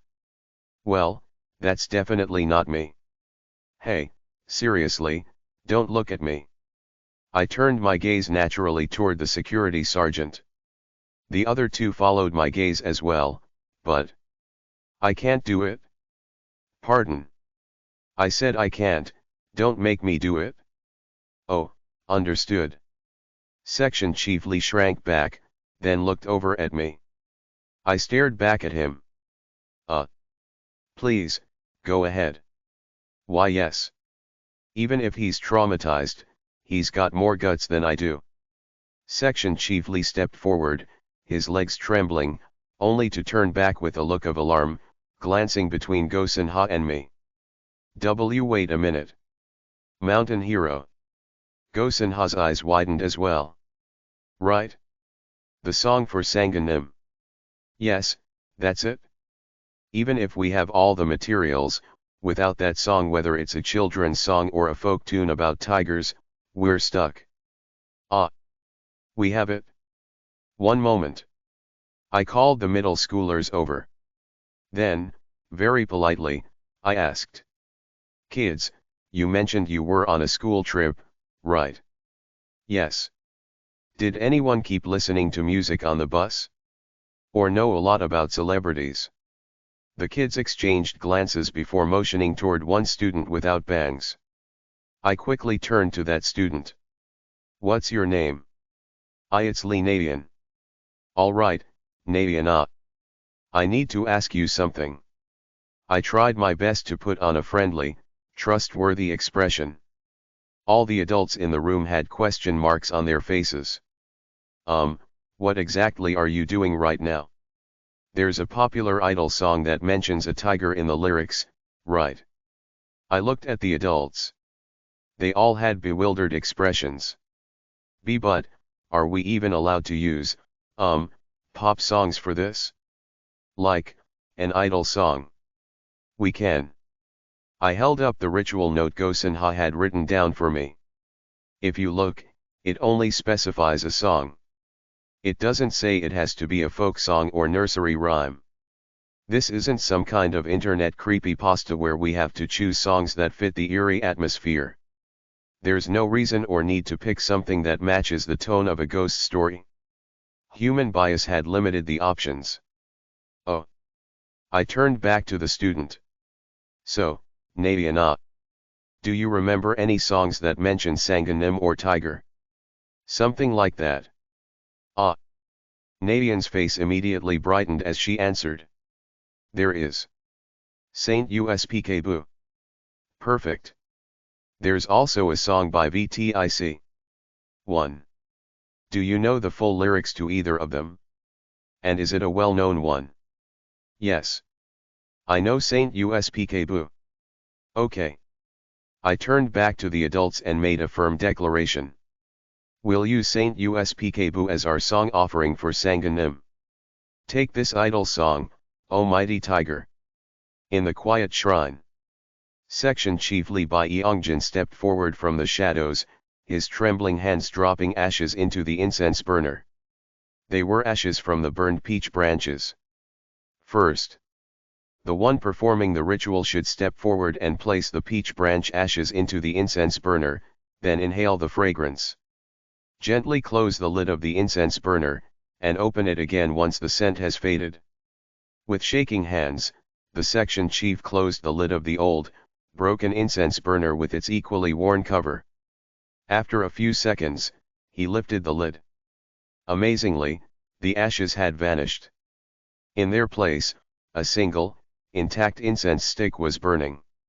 A faint peach scent wafted from the small, twig-shaped incense stick. If the incense is burning, it means Sanganim has acknowledged your devotion. Oh, everything's proceeding as planned. Excellent. Ugh. The smell was strong, so Go-sun-ha covered her nose and took a step back. The section chief hurried on to the next step. Second. Open the door made of hanji paper. Slyud. Through the opened door, the dark forest came into view. The kids huddled behind the adults. Crush 3 plums in a brass bowl and scatter them under the floorboards. Throw the remaining bowl to the east and never look back. I handed 3 plums to Section Chief Lee. He crushed them with his fingers in the brass bowl and scattered them onto the dirt. The overpowering, sweet sour scent rose up. Go-sun-ha, who had been standing back, stepped forward, sniffing and looking a bit relieved. Then she motioned to Section Chief Lee.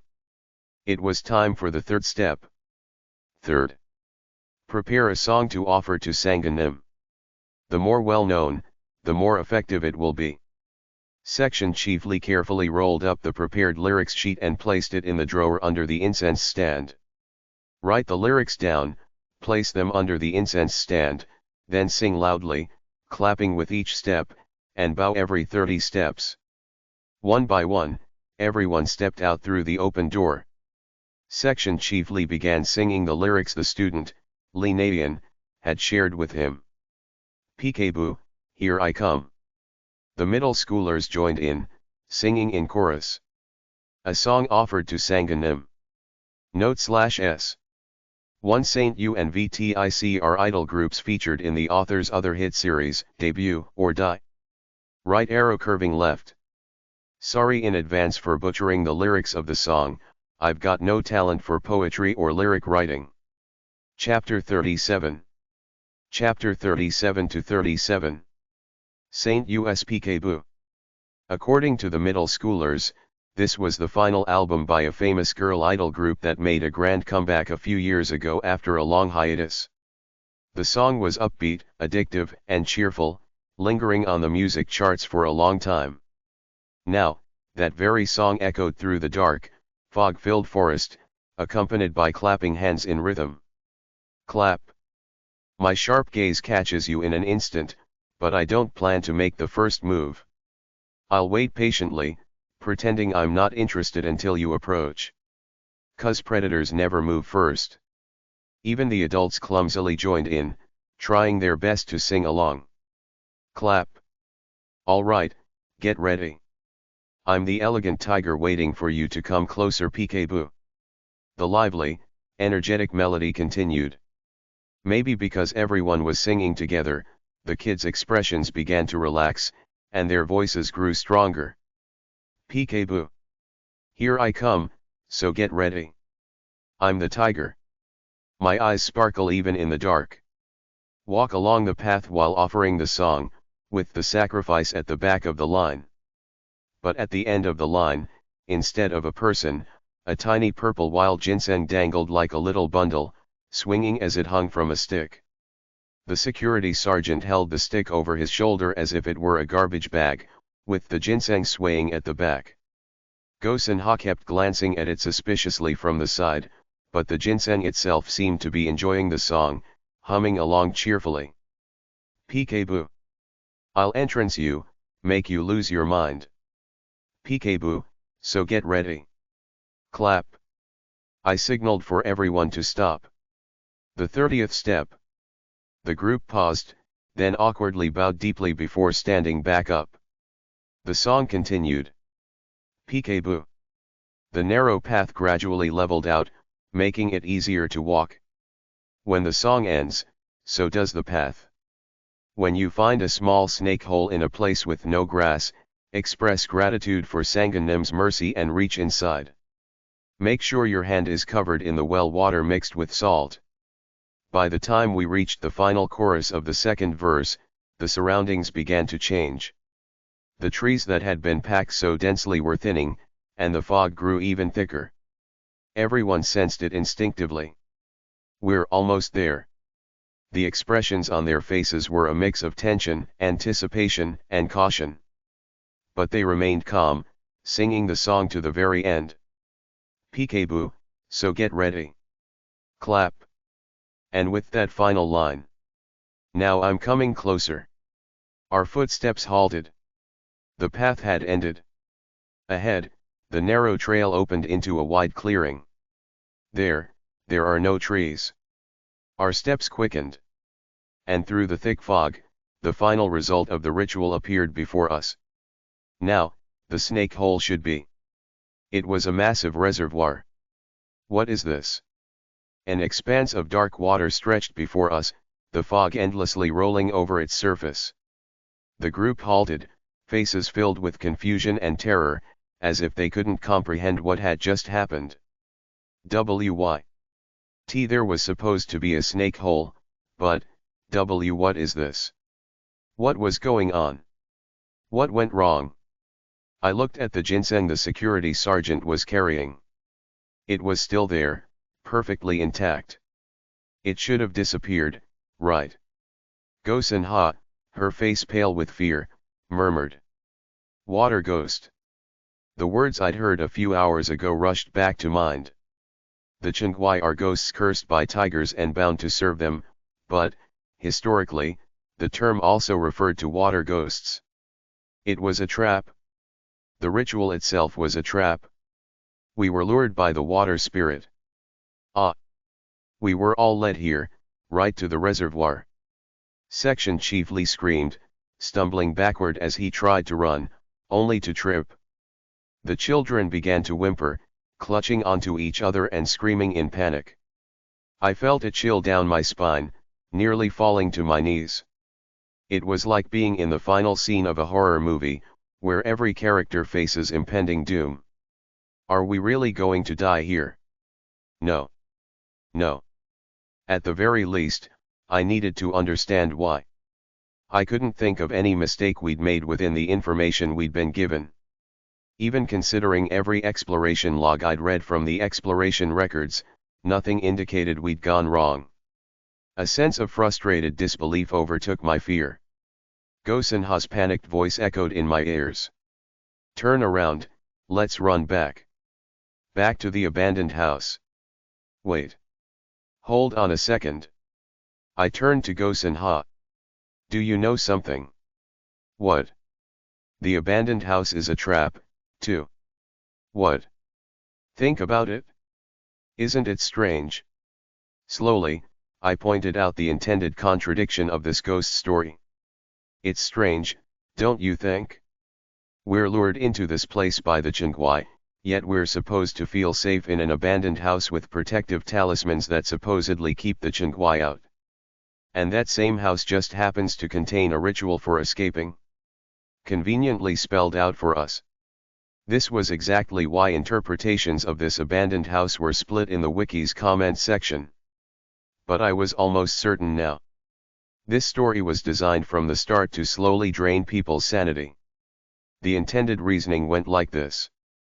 They lock people up in this abandoned house during the full moon, pushing them to their limits and weakening their spirits. It dangles the hope of a ritual in front of them, leading people to endure a state of mental breakdown while clinging to that hope. That makes it easier to lure people in. And the most decisive part. If they make a mistake during the ritual, all the better. But even if they don't, it doesn't matter. I looked at the wild ginseng. The process of choosing a sacrifice is bound to create conflict, leading to at least one dropout. They're guaranteed to claim a sacrifice. Of course, the ritual is real. That way, people are more desperate to cling to it. After all, this is the location name.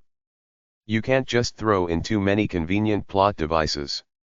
It breaks immersion and ruins the suspense. The ritual itself has to be genuine. That's why I had full confidence in performing it, but that only raises more questions. I've read a lot of ghost stories. In fact, I've read every single ghost story uploaded to the platform. Some were hard to get through, but reading them became part of my daily routine at work, so I've read them multiple times. In the process, I picked up a few bits of obscure knowledge. Here's an example. Peach branches are commonly known to ward off spirits. And plums are a favorite fruit of the Chenghuai. That's probably why both of these materials were required. Ah! Lure the Chengguai to the shrine, and while it's there, the person conducting the ritual uses the peach incense to escape. I looked up. But then, isn't it odd that someone here seemed uncomfortable with the peach incense and overly drawn to the plum? Among 7 people, only one kept staying close to the security sergeant at the back of the group, as if wanting to keep as far away from the peach incense as possible. Gosen ha ssi. I looked directly at her. Are you sure you're speaking of your own will? What are you implying? It's possible that the real Gosenha may have failed the ritual in the shrine long before she ever met us.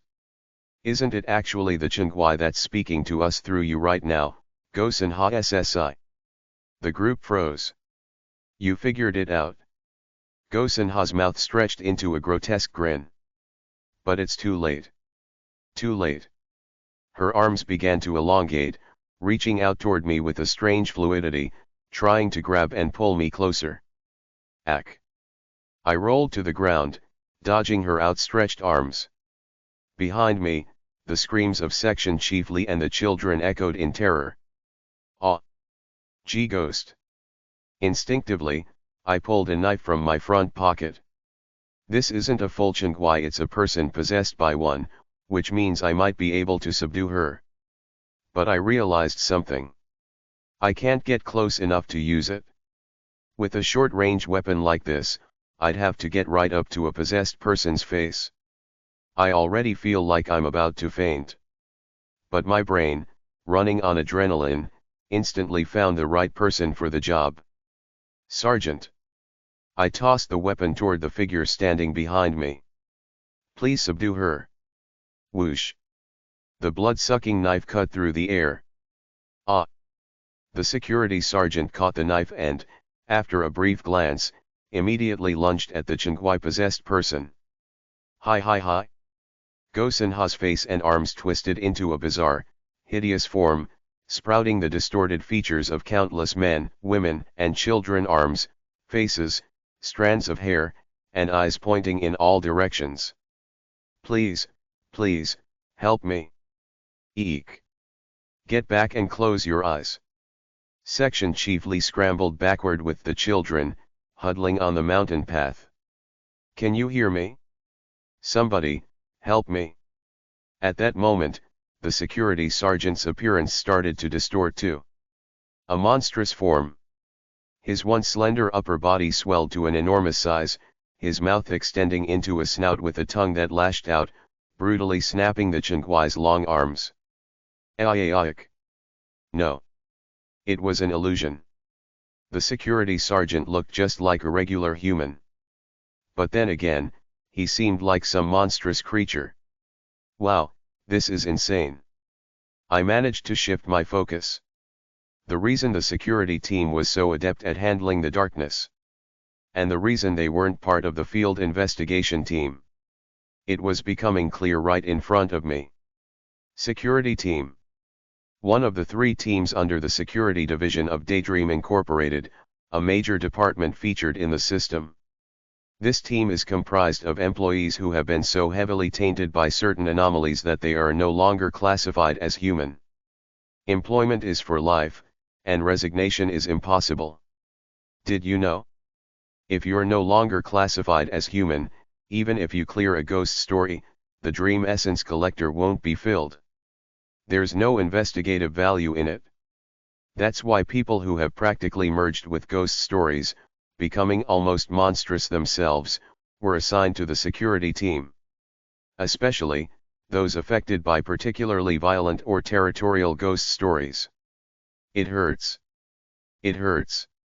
They're assigned to the security team to handle significant issues with company-managed darkness. And if he's the sergeant of that team, he's no different. In short, he's an employee specialized in confronting the monsters within these ghost stories. Gaya. The Chengguai's many arms were torn apart by the sergeant's jaws, claws, and teeth, stretching from his maw like a monstrous, serpentine tongue. Drooling saliva and blood dripped from the mouth that had transformed into a wolf-like snout lined with countless fangs. The illusion flickered in and out of my vision. Wolf. For a brief moment, I saw the illusion of countless teeth in his elongated jaw, dripping with saliva and blood, before it vanished.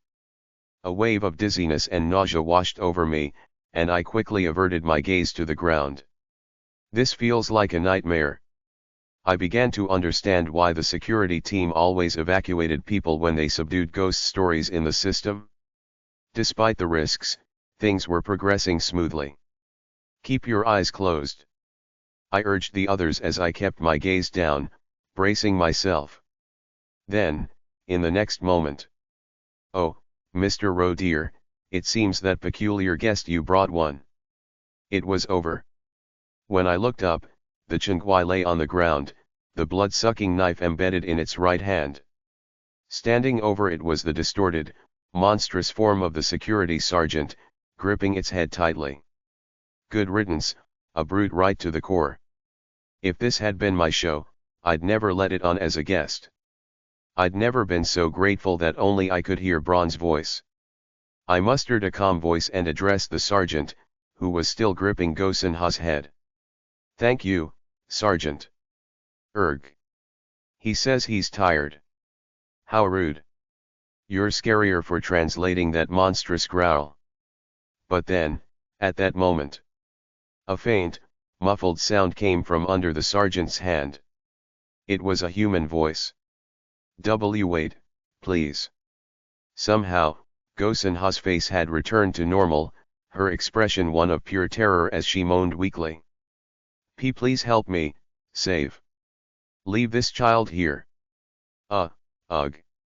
Her eyes rolled back, and the Chengguai's voice took over again. "Only you need to die." Right? You deserve to die. You killed people. You tried to kill the children. I know everything. You deserve to die." Gosen Ha struggled. No. Just leave her behind. Leave her, yes. Please, save me, save me. At that moment. "Tell me." The sergeant's voice, now sounding human, asked, "Did you formally request emergency rescue from company name?" I couldn't see his face beneath the monstrous form, but his voice clearly posed the question directly to Gosen Ha. "This is an official request requiring a signed contract, isn't that, right?" Something about it felt off. Gosen Ha, dazed, looked up, then seemed to snap back, responding in a desperate tone. "Ri. Wait. No, it isn't." I intervened, forcing the words out. "This darkness isn't under Daydream Incorporated's jurisdiction, we didn't enter to rescue civilians, and more than that, there was mutual assistance on both sides." Huh? Weird. The sergeant's voice dropped, dangerously low and growling. "Wasn't she trying to prevent us from escaping?" Gasp. "That doesn't matter, sir. In the end, she helped us." I spoke firmly. "Which makes this cooperation." The sergeant stared at me, then looked down at Gosen Ha. "Ah, is that so? Maybe that's correct. Srrrk." His voice relaxed, falling back to its usual tone of casual indifference. "Hugh." I'd intervened because something felt off, and it seemed I'd made the right call. It's best not to get entangled with Daydream Incorporated. Especially to end up indebted to them. Just the thought gave me a terrible feeling. So what should we do now?" "One moment please." I approached Section Chief Li Bai Yongjin, who was standing back with his eyes closed, holding onto the kids. He flinched at the sound of my footsteps. "Eek. Are you here to take me instead?" "The incense burner." "Huh. Hand it over." I took the incense burner from him. Although the peach incense had already burned away, the ashes remained intact inside. The Chengguai didn't like the peach branches. If that's the case.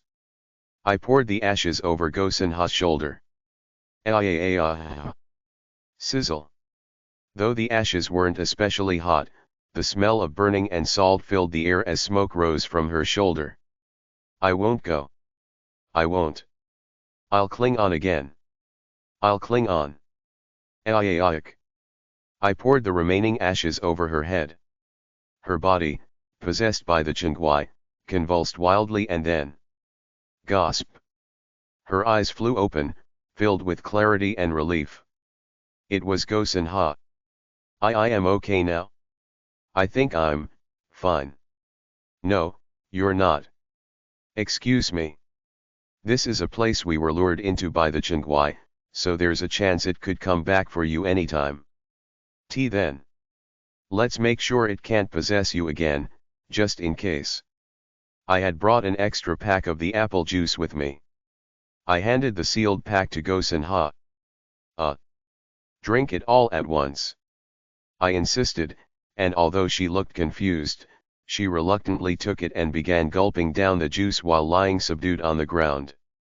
And a moment later, she slumped over, falling into a deep sleep like the ginseng. Phew. At least that's taken care of. You can let go now. The security sergeant released his grip and, with a faintly amused voice, asked, thinking of switching departments. No thank you, sir. Please, spare me. After thanking the security sergeant once again, who had thankfully returned to a more human appearance, I went over to check on Section Chief Lee and the kids, who were still tightly shutting their eyes. You can open your eyes now. It's safe. Relief washed over Section Chief Lee's face, but he quickly shot a worried glance at the kids and whispered to me with a desperate expression. But now what? How are we supposed to find the way out? Dawn is almost here. I looked up at the sky. Through the hazy fog, it seemed like a faint light was beginning to filter through. The full moon was nearly setting. There's no time to redo the ritual. But we'll be fine. What? I believe we succeeded in at least half of the ritual. I remembered how the path changed with each step as we sang and how the incense burned properly. Everything we prepared was correct. The ritual, strictly speaking, had two purposes. To avoid the Chingwai. And to seek an escape route by appealing to Sanganim. It seems we fulfilled the second purpose. While the first purpose failed due to the Chingwai's possession of one of our group members, bringing us close to the water's edge. Maybe there's an exit somewhere nearby. We clustered together and began searching in the dense fog, moving away from the water's edge toward the open clearing closer to the mountain. We searched around where the ritual path had ended. If you find a small snake hole in a place with no grass, express gratitude for Sanganim's mercy and reach inside. Make sure your hand is coated in well water mixed with salt.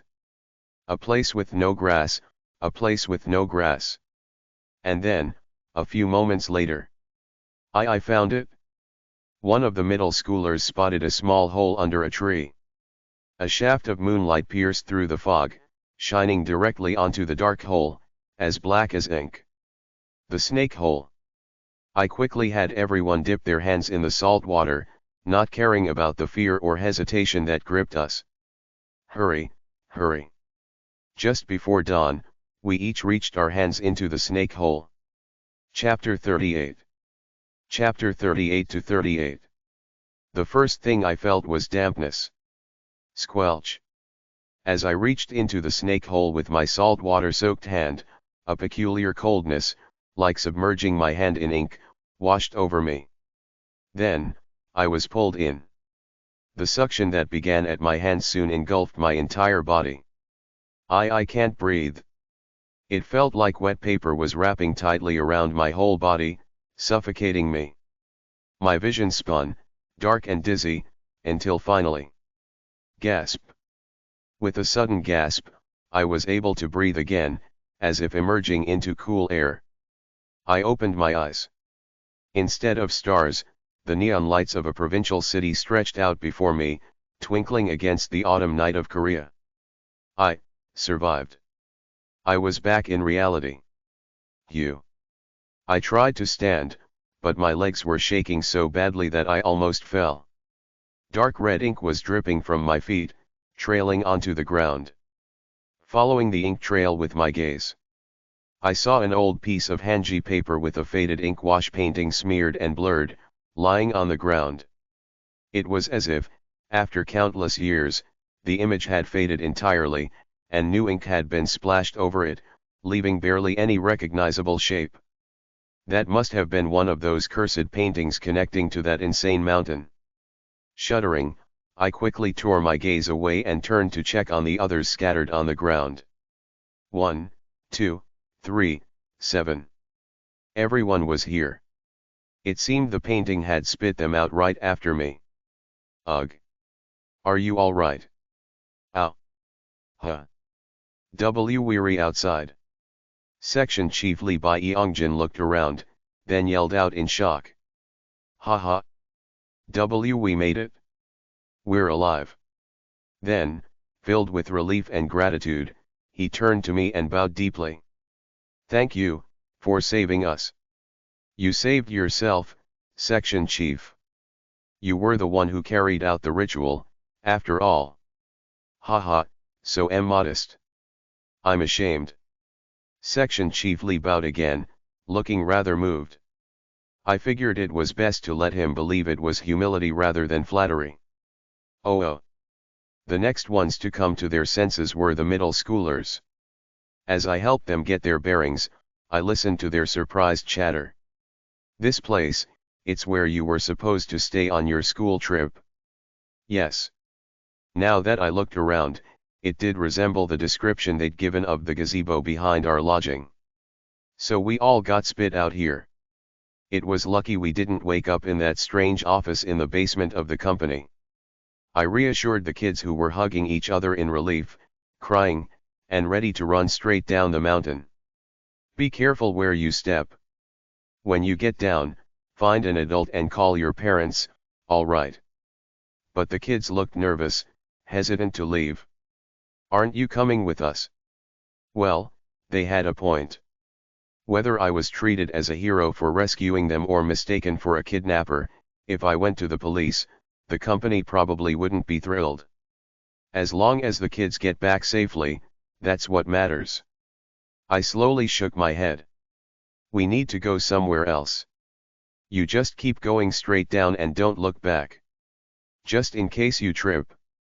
Okay.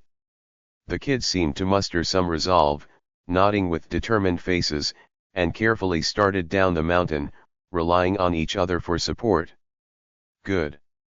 Since it was a well-maintained path on a shallow mountain, it would only take them about 5 minutes to get down. As I watched them go, ensuring they were safe, I felt a tap on my shoulder. Excuse me. It was the security sergeant, who had already gotten to his feet and was slightly swaying as he held out the stick with the greenish wild ginseng still attached. Hey kid, take this. Oh. The sergeant held out the stick with the unconscious wild ginseng dangling from it. I mean, we could have just left it there. Still, I took the ginseng without protest. The sergeant turned and started walking away, trudging off with heavy steps. Where are you headed? The office, still on duty. Ah. But we're in Gyeongju right now. T/N, a KTX ride from Gyeongju to Seoul is about 2 hours and 40 minutes, while a bus ride would be about 4 to 5 hours.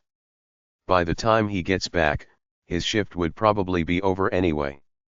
In any case, I followed him since I also needed to get back to Seoul, carrying Go Sun-ha, the exhausted university student, slung over my shoulder. I'll drop her off in front of the police station on the way. Then, at that moment. Ah. Both security team officers need to return quickly. I'll follow along then. Haha. Isn't it only right for me to accompany you as the missing person you found? Let's go together. I glanced at Section Chief Lee Bai Yongjin, who was scrambling to catch up, looking every bit like a sycophant afraid to lose his backup. Well, now that we'd escaped, maybe it was time for him to know the truth. And, after everything's settled, I'll stop by your department to properly thank you too. Haha, where exactly does the security team work? No. Even if you come to the security team, you won't be able to meet me. Huh. I'm with the field exploration team. A heavy silence followed. But, your clothes, you're in a security team uniform. It was just lent to me. With that comment from the security sergeant, Section Chief Lee's face became a mix of confusion, and then, after a moment, he seemed to piece things together in his mind. Ah. I see, so, but you don't seem familiar. Don't you get administrative support?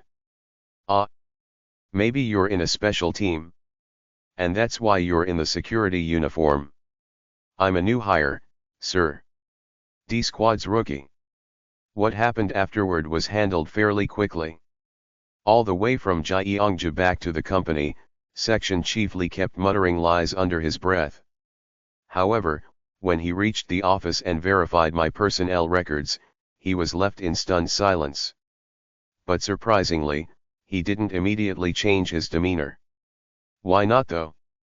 I thought he'd immediately dismiss me as a newbie in the lowly field exploration team, but instead, he continued to behave respectfully, although he did make some effort to act more casually, dropping a bit of the formality. Solium SSI, did you hear? The, kids and the university student they got home safely.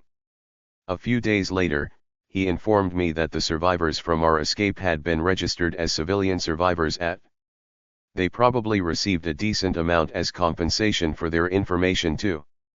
In a way, it's ironic how it really turned out to be a stroke of fortune for them. Yeah. Life can be funny, right? And ironically, it was good fortune for me as well. So anyway, Solium SSI, from now on, you can just count on me. Yes, sir. Ha ha ha. Section Chief Lee quickly pushed through my manual evaluation process. Only for me, though. Is it really okay for him to act like this after taking an unauthorized week off? Well, it was a good outcome for me. The scroll that served as a portal for the Sanganim ghost story was swiftly collected by as a darkness under its jurisdiction, and my unique method of escape was officially accepted as a new procedure in the manual. Even my previously pending application under A Squad for a manual revision was quickly approved. The balance in my bank account now read: Manual revision bonus 100 million Korean wons. Insane. It was a staggering amount, enough to make my hands tremble. Now that 2 manual revisions had been approved, this unexpected sum appeared in my banking app. Even though it was a cash payment rather than the standard points allocation, this amount was certainly enough to make anyone do a double take.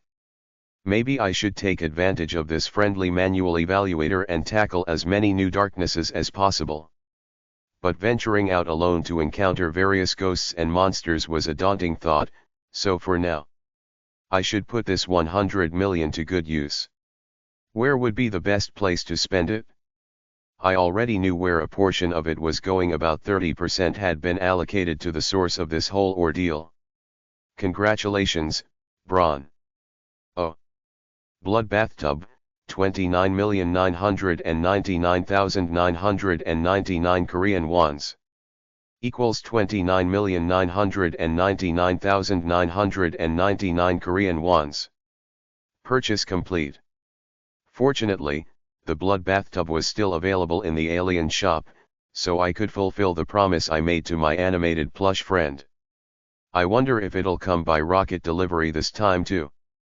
I recalled the postal service box that had mysteriously materialized in midair last time. As far as I knew, the blood bathtub was a large, 4-legged tub, about the size of a typical household bathtub, with decorative gold legs that gave it an elegant look. But imagining it landing in my small studio unit. Maybe I should order it from the bathroom. In any case, I decided to push my bed and desk aside to clear space, then press the order button right here. There just wasn't enough room in the bathroom. Alright. Time to place the order. Exciting. My heart is pounding with anticipation.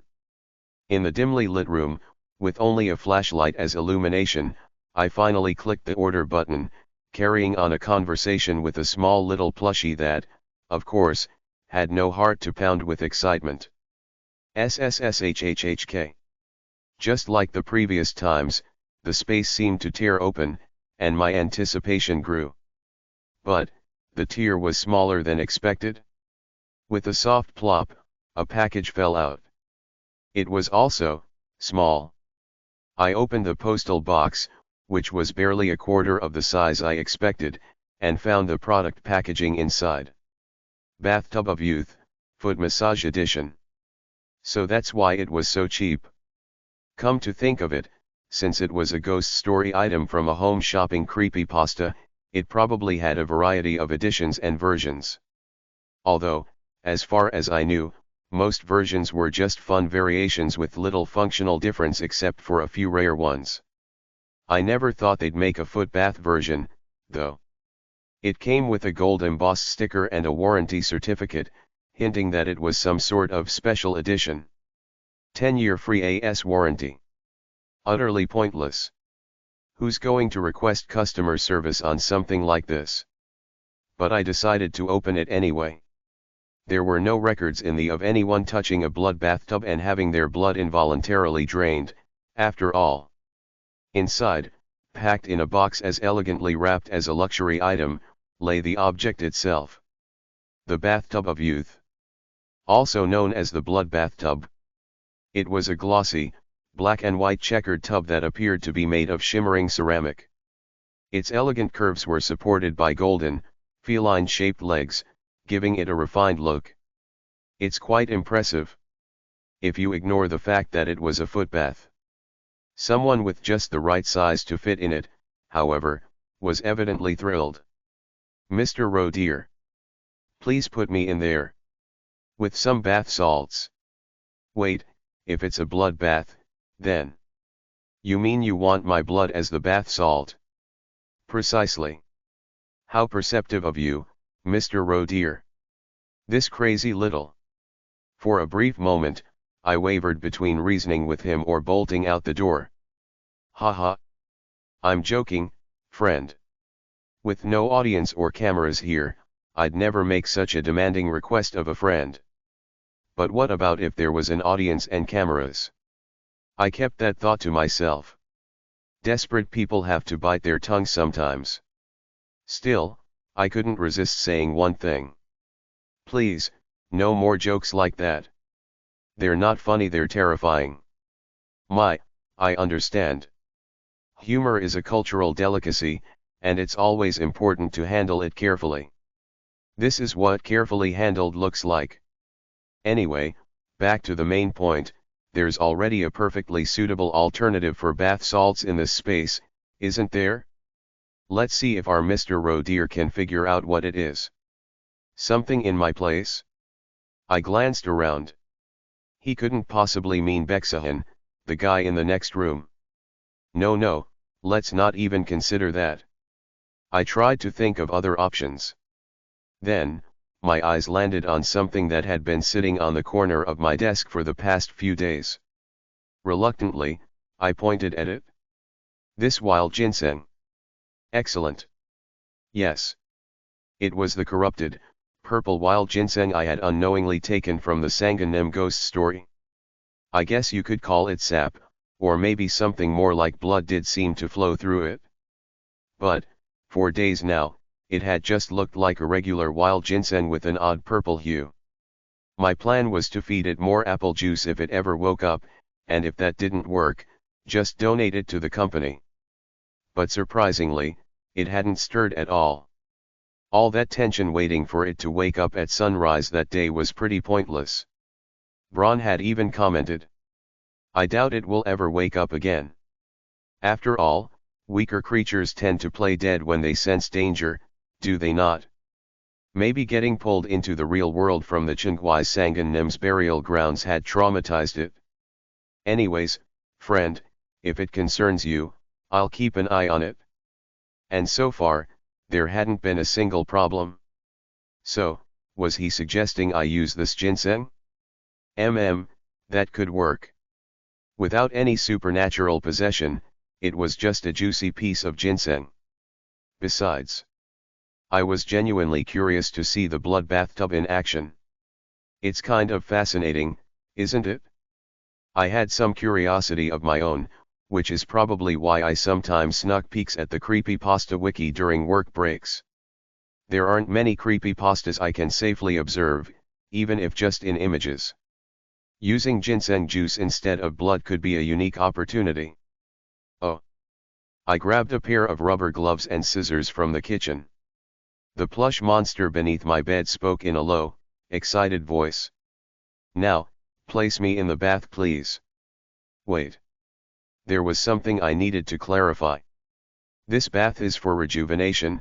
Do you really need to be rejuvenated? I mean, you look young enough. I wanted to point out the absurdity of a plushie needing such a concept, but held back. Braun, however, let out a hearty laugh, crisp as if it were a pre-recorded sound effect. Ha ha ha. You're seeing the concept of rejuvenation too narrowly, my friend. Don't worry, you've got a fine conversationalist here to explain. In fact, rejuvenation means the return of spring in Hanja. In other words, it means to regain the prowess of one's prime. For some reason, I'm feeling rather heavy and unbalanced these days, so this bath is exactly what I need. But you're a stuffed toy. And the tub's description clearly said it was good for healing wounds, recovering energy, treating arthritis, and enhancing skin health. I don't know anymore. If he insists this much. In the creepypastas I've read, there wasn't really a case where a plush doll with a friendly spirit would turn on you after being treated well. The disasters always happened when they were mistreated. I decided to stop overthinking it. It was unnecessarily scary. With rubber gloves on, I held scissors in one hand and the wild ginseng in the other. Let's try it out. And with that, I reached for the blood bathtub. Chapter 39. Chapter 39 to 39. I took a deep breath and recalled the instructions for the blood bathtub. First, fill the tub with warm water. 1. Add clean water to the tub as much as you like. Bathtub of Youth, Foot Massage Edition is a product that does not support automatic water filling. As instructed, I poured enough warm water from the sink into the tub to submerge a plush doll. Then, this is where the main process begins. 2. Once the water is filled to the desired level, pour at least 200 ml of fresh blood over it. The fresher the blood, especially from a healthy and lively subject, the better the effects. The very idea that such nonsense was written in a polite and friendly font seemed absurd, but thankfully, I had a substitute. I lifted the wild ginseng. With scissors, I cut off one of the medium-sized outer roots. Ugh! Dark purple sap, nauseating to look at, oozed from the severed root. I was immensely grateful for the rubber gloves I wore. Careful not to touch the sap, I placed the severed root against the edge of the blood bathtub. And then, a remarkable sight unfolded. Bubble, bubble. The sap that touched the water began to froth, releasing a fantastic aroma. The nauseating, dark purple sap transformed into a rich, beautiful, rose-colored cream that shimmered brilliantly. It was bizarre and mesmerizing. The luxurious and inviting bath water that anyone would be tempted to step into was now prepared. 3. Submerge your body entirely in the bath water and enjoy the experience. The Foot Massage Edition also restores vitality to the entire body. An eager voice came from beneath the dark bed. At last. The laughter of the plush doll. Ah, there's no need to carry me, Mr. Roe dear. Just don't turn around. I froze on the spot. Behind me, I heard a sound. Thump. Thump. Thump. The sound of footsteps. No, was it the plush doll? The sound resembled a man's heavy, rhythmic leather shoes, slightly lively yet weighty. It passed right behind me and stopped. Then came the sound of something splashing into the tub. You may look now. I turned my head.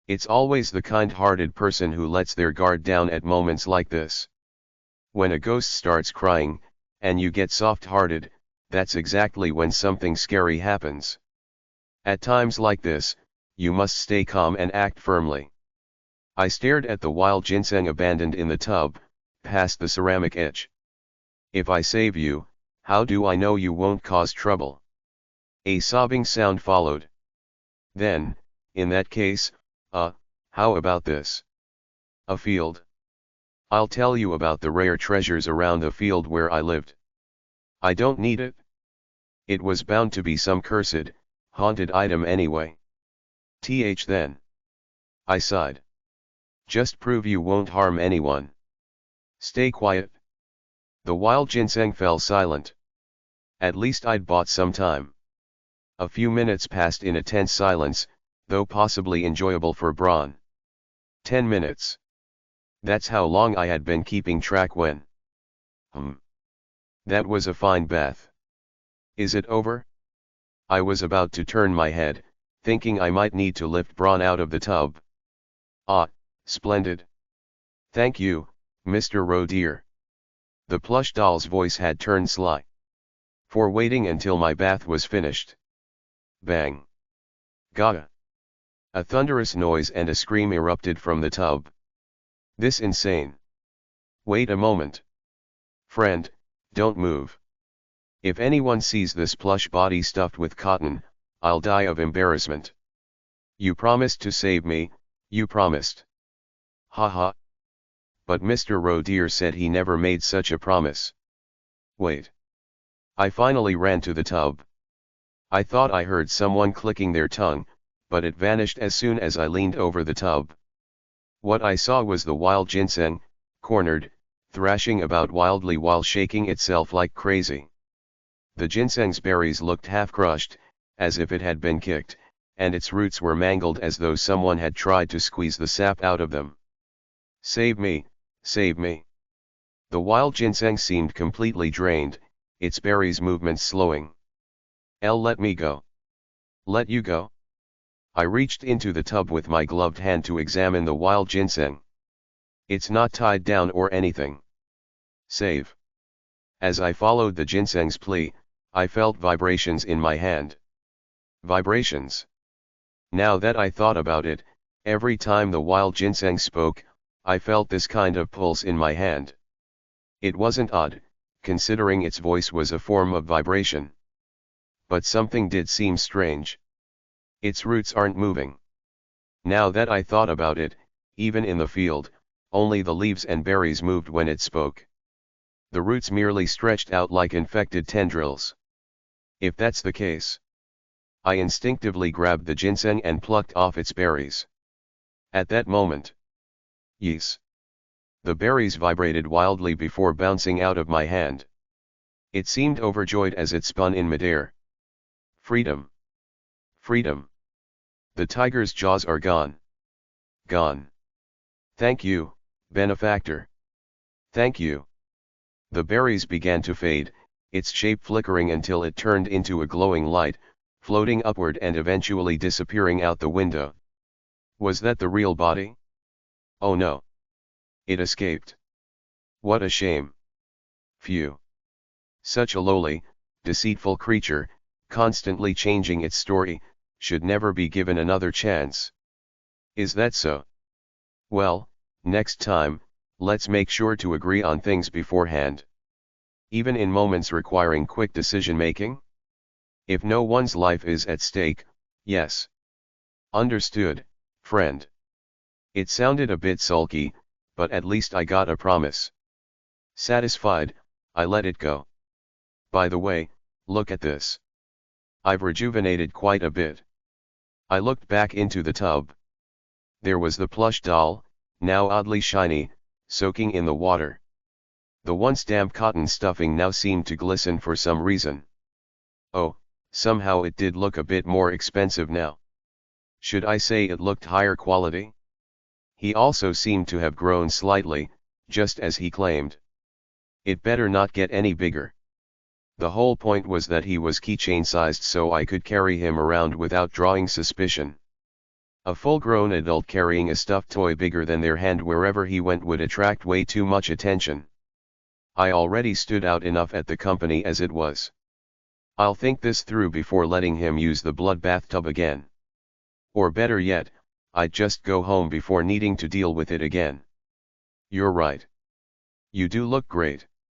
I carefully dried Braun with a hairdryer and wrapped him in a clean towel for safekeeping.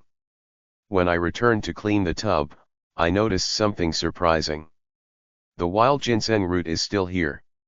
I thought the wild ginseng would disappear along with its berries, but there it was, completely intact. In fact, it looked even better. The wild ginseng, which had been discolored as though contaminated, had regained its original ivory hue, now clean and pristine. It even smells kind of nice. It now exuded an aura of mystery, entirely opposite to its prior cursed nature. After some hesitation, I decided to keep it and placed it in my desk drawer. Who knows, it might come in handy someday. And with that, it's over. One more ordeal survived. I collapsed onto my bed with a thud. Wow, since entering this ghost story world, I felt like my lifespan had shortened by at least 20 years. I need to rack up points quickly and get out of here. The irony of having to actively tackle more ghost stories to achieve that was almost laughable. Mr. Roe dear. Ack, startled me again. My body and speech feel much more fluid now. Oh, but don't turn to look over here. I almost turned but stopped myself, fixing my head back onto the pillow. Braun chattered on. It seems we can now have conversations here without directly meeting eyes. Isn't that a delightfully shy method?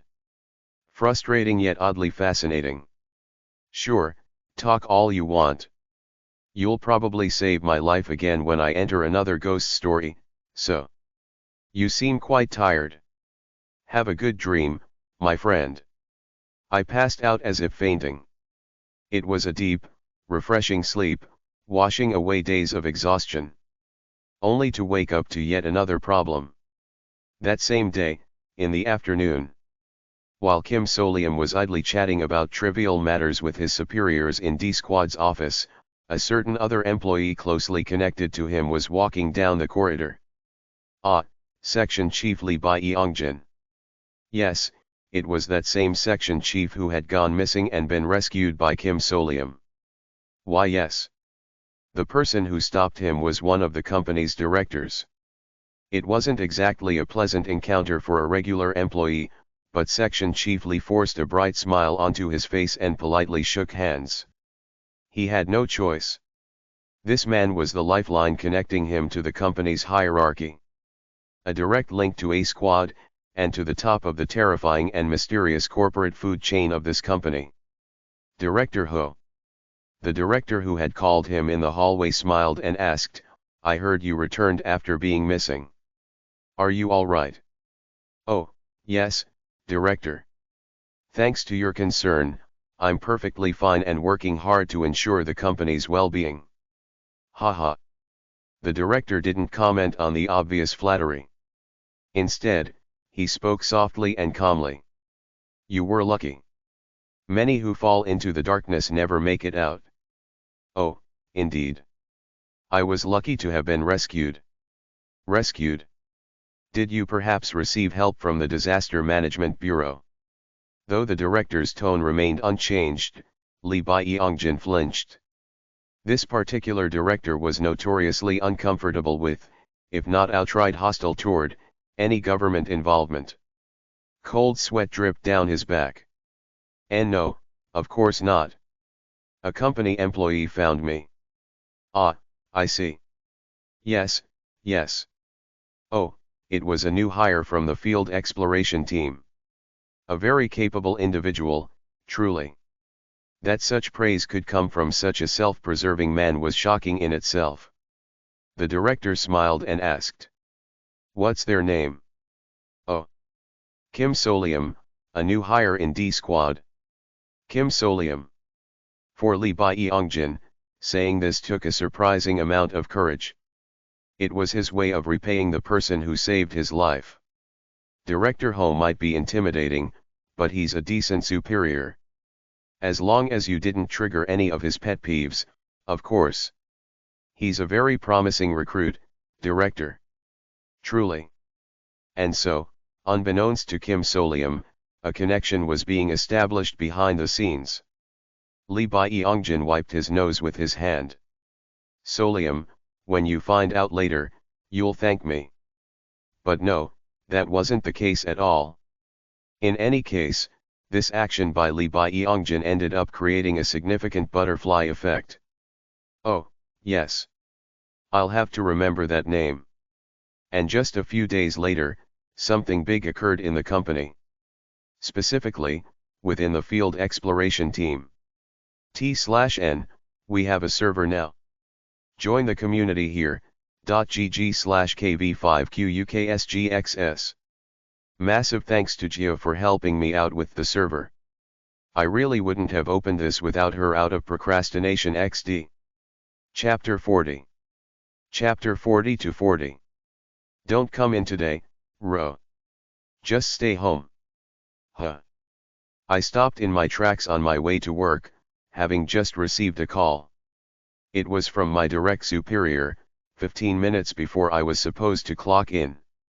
I'll handle this as an on-site matter, so don't come to the office. I've already discussed this with Section Chief Lee Jae-hyun. Understood. But may I ask why? Well, that's just how it goes for field staff in this company. It's an issue with some darkness, you know. Darkness. Ah. I could hear Assistant Manager Ian Hage letting out a long sigh, accompanied by the faint wailing of Supervisor Park Min-song. It seemed like the rest of D Squad had already clocked in. All the new hires are being excluded, not just you. So don't overthink it and stay home. What kind of darkness is it? Oh. If you're not directly involved, I can't tell you. Actually, it's better if you don't know. Could it be one of those? The kind where just knowing about it causes problems. Like the infamous informational contamination ghost stories. For example, hearing someone's nightmare only to start dreaming the same thing yourself, or a ghost that relentlessly pursues you until death once you know its name. The idea of something terrible happening just because I'm aware of it stems from humanity's shared primal fear. And if they're telling me not to come in because of it, it must be pretty serious. Still, judging by their tone, it sounded like they were more concerned about a new hire making a mistake than leaving a dying message, so it should be fine. Unless, of course, they were pretending to stay calm just to avoid causing me stress. Either way, I can't go to the office now. If they don't need me, forcing my way there would only cause trouble. That'd be a perfect recipe for disaster. I told them I understood and hung up. Guess I'll clean up the blood bathtub today and skim through the wiki about 5 times. But just a few hours later. Kim Solium SSI. Yes. Report to work. What is this, some kind of problem dog training program? While I was still stunned, Chief Lizard continued speaking without missing a beat. Be at the main conference room of the 31st floor by 2 p.m. A conference room on a high floor I'd never even heard of before. Wait a moment. I was told not to come in this morning. Has the situation changed? Yes. One of the executives has specifically requested your presence. Excuse me? I'll see you at 2. Please spare me. You're here. At the elevator on the 31st floor, I ran into D Squad's assistant manager Ian Hage, who was anxiously crossing her arms. I lowered my voice and urgently asked her, has the situation changed? A bit. Ha, that insane bastard. And with that ominous comment, I was ushered into the conference room, my head spinning. He's here. Employee Kim Solium. AHH. You called him all the way to the conference room? Well, just send him directly. A group of superiors, whose exact affiliations I couldn't even guess, were sitting around talking. The moment they noticed me, they fell silent, exchanging glances. The eerie tension stiffened the back of my neck. Why is the office tension always the same, no matter where you are or what the setting? Eventually, their excitement led them to resume their discussion, and I finally figured out why I'd been singled out and summoned to this baffling situation. It was a classic, annoying reason. They're short-staffed. Look, it's confirmed to be a high-grade darkness, but there are civilian survivors. This could be a revolutionary case for sourcing high-quality materials. That's what I'm saying. So why are we having endless debates and more meetings about it? Honestly, Department Head Kong, we need to make bold investments. Who said we're against investing? But this isn't the kind of issue you can solve by throwing a few more rookies into the mix. Ah, this guy, seriously. Didn't I say we're short on manpower? Huh. Our research team's manager Kwok says so. Manager Kwok? I turned my head to see none other than Section Chief Kwok Jikang of the research team, grinning while occupying a corner seat. The very mad scientist who had once thrown his own researcher subordinate into a theme park creepypasta. So his disciplinary action is over. Just looking at him gave me a headache. Isn't that right, Manager Kwok? We need more people, don't we? Ah, that's right. It's obvious that we need to increase the number of personnel to deal with this darkness. Was that guy the consulting expert? I had a strong suspicion that this wasn't about a lack of personnel but rather about wanting to see the fresh exploration results of a clueless new hire. In any case, guess I'm heading into this darkness today. And if I was being called in with such grandeur. The thought that this would be no ordinary mission sent chills down my spine. They mentioned it was a high-grade darkness with civilian survivors, didn't they? While quickly running through similar cases from the wiki in my head, I tried to calm myself. At least I came prepared. Just in case, I brought everything I could today. A full item package. Introductions are done, so you can leave now, everyone. Yes, understood. Assistant Manager Ian gave a quick bow and left the conference room with me. Kachuk. The moment the door closed, she muttered under her breath.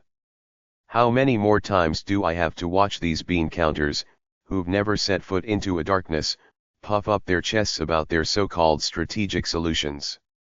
Ugh. This is why I can't quit smoking. Assistant Manager.